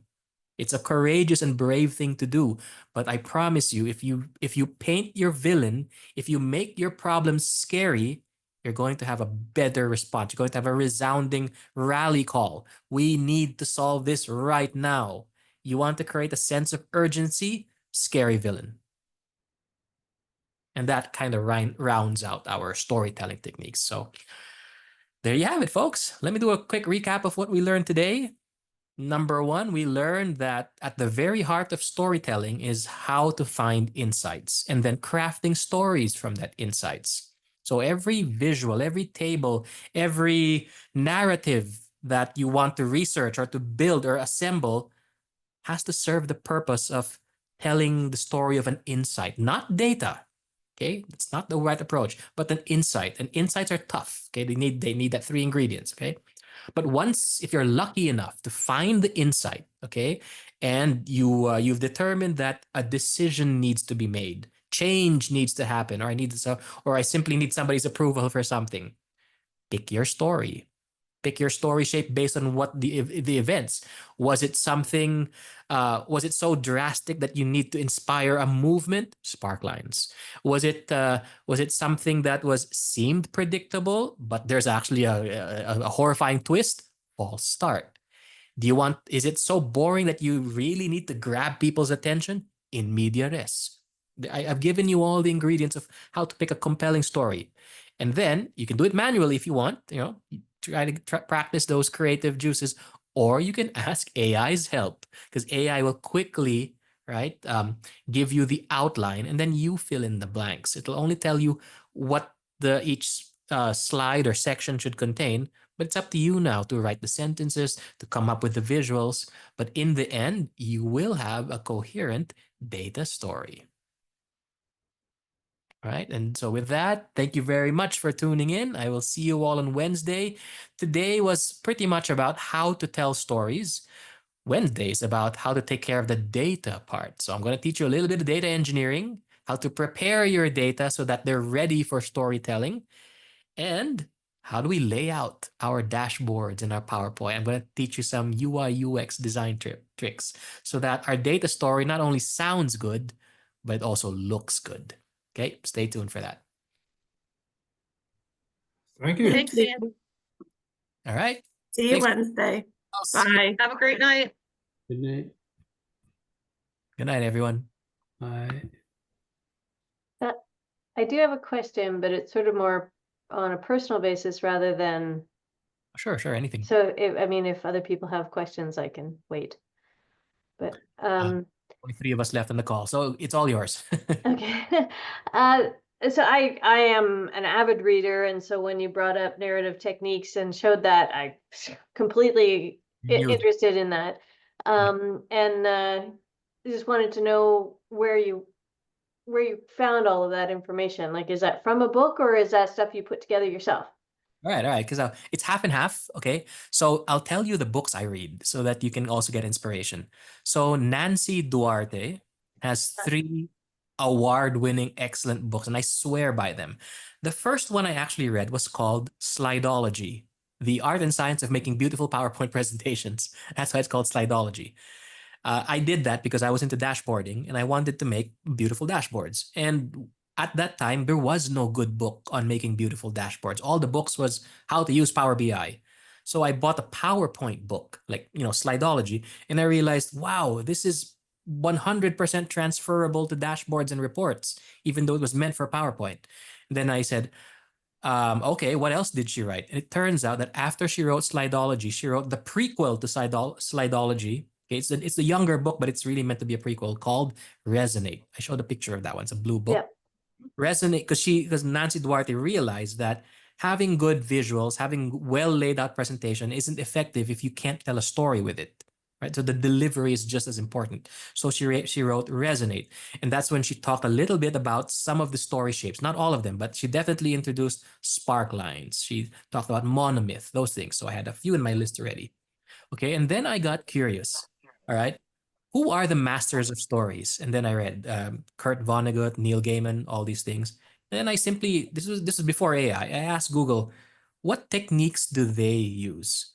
And then Kurt Vonnegut invented this thing called man in a hole. And then I eventually found that man in a hole is actually in media res. In media res, the more general thing. And I researched it. And then eventually, through just years of doing this, I built that list. So those lists, none of them are original. I'm not a writer myself, but from my research and what works and studying my favorite writers, who's the guy who wrote The Golden Compass, Phil Pullman or something. Anyway. Yeah, I know the book, yeah. Yeah. So he also has a lot to say about story, the shapes of stories, right? And then I built up that. I researched specifically those story structures and why they work. And then I found more. There's even some Japanese story structures that, like, there's a 3-part twist or something. They have their own terms. But they were all more or less related to the ones I already had. So I said, okay, I pretty much boiled it down to that list. The newest one I added was pyramid structure, because when I learned about how consultants do it, that's a story structure I need to teach. And then, okay, after that, her third book is called Data Story. So you got Slidology, Resonate, and her latest one is called Data Story. She's essentially just jumping on the bandwagon of data storytelling, but it's an excellent book. It's also recommended by Harvard.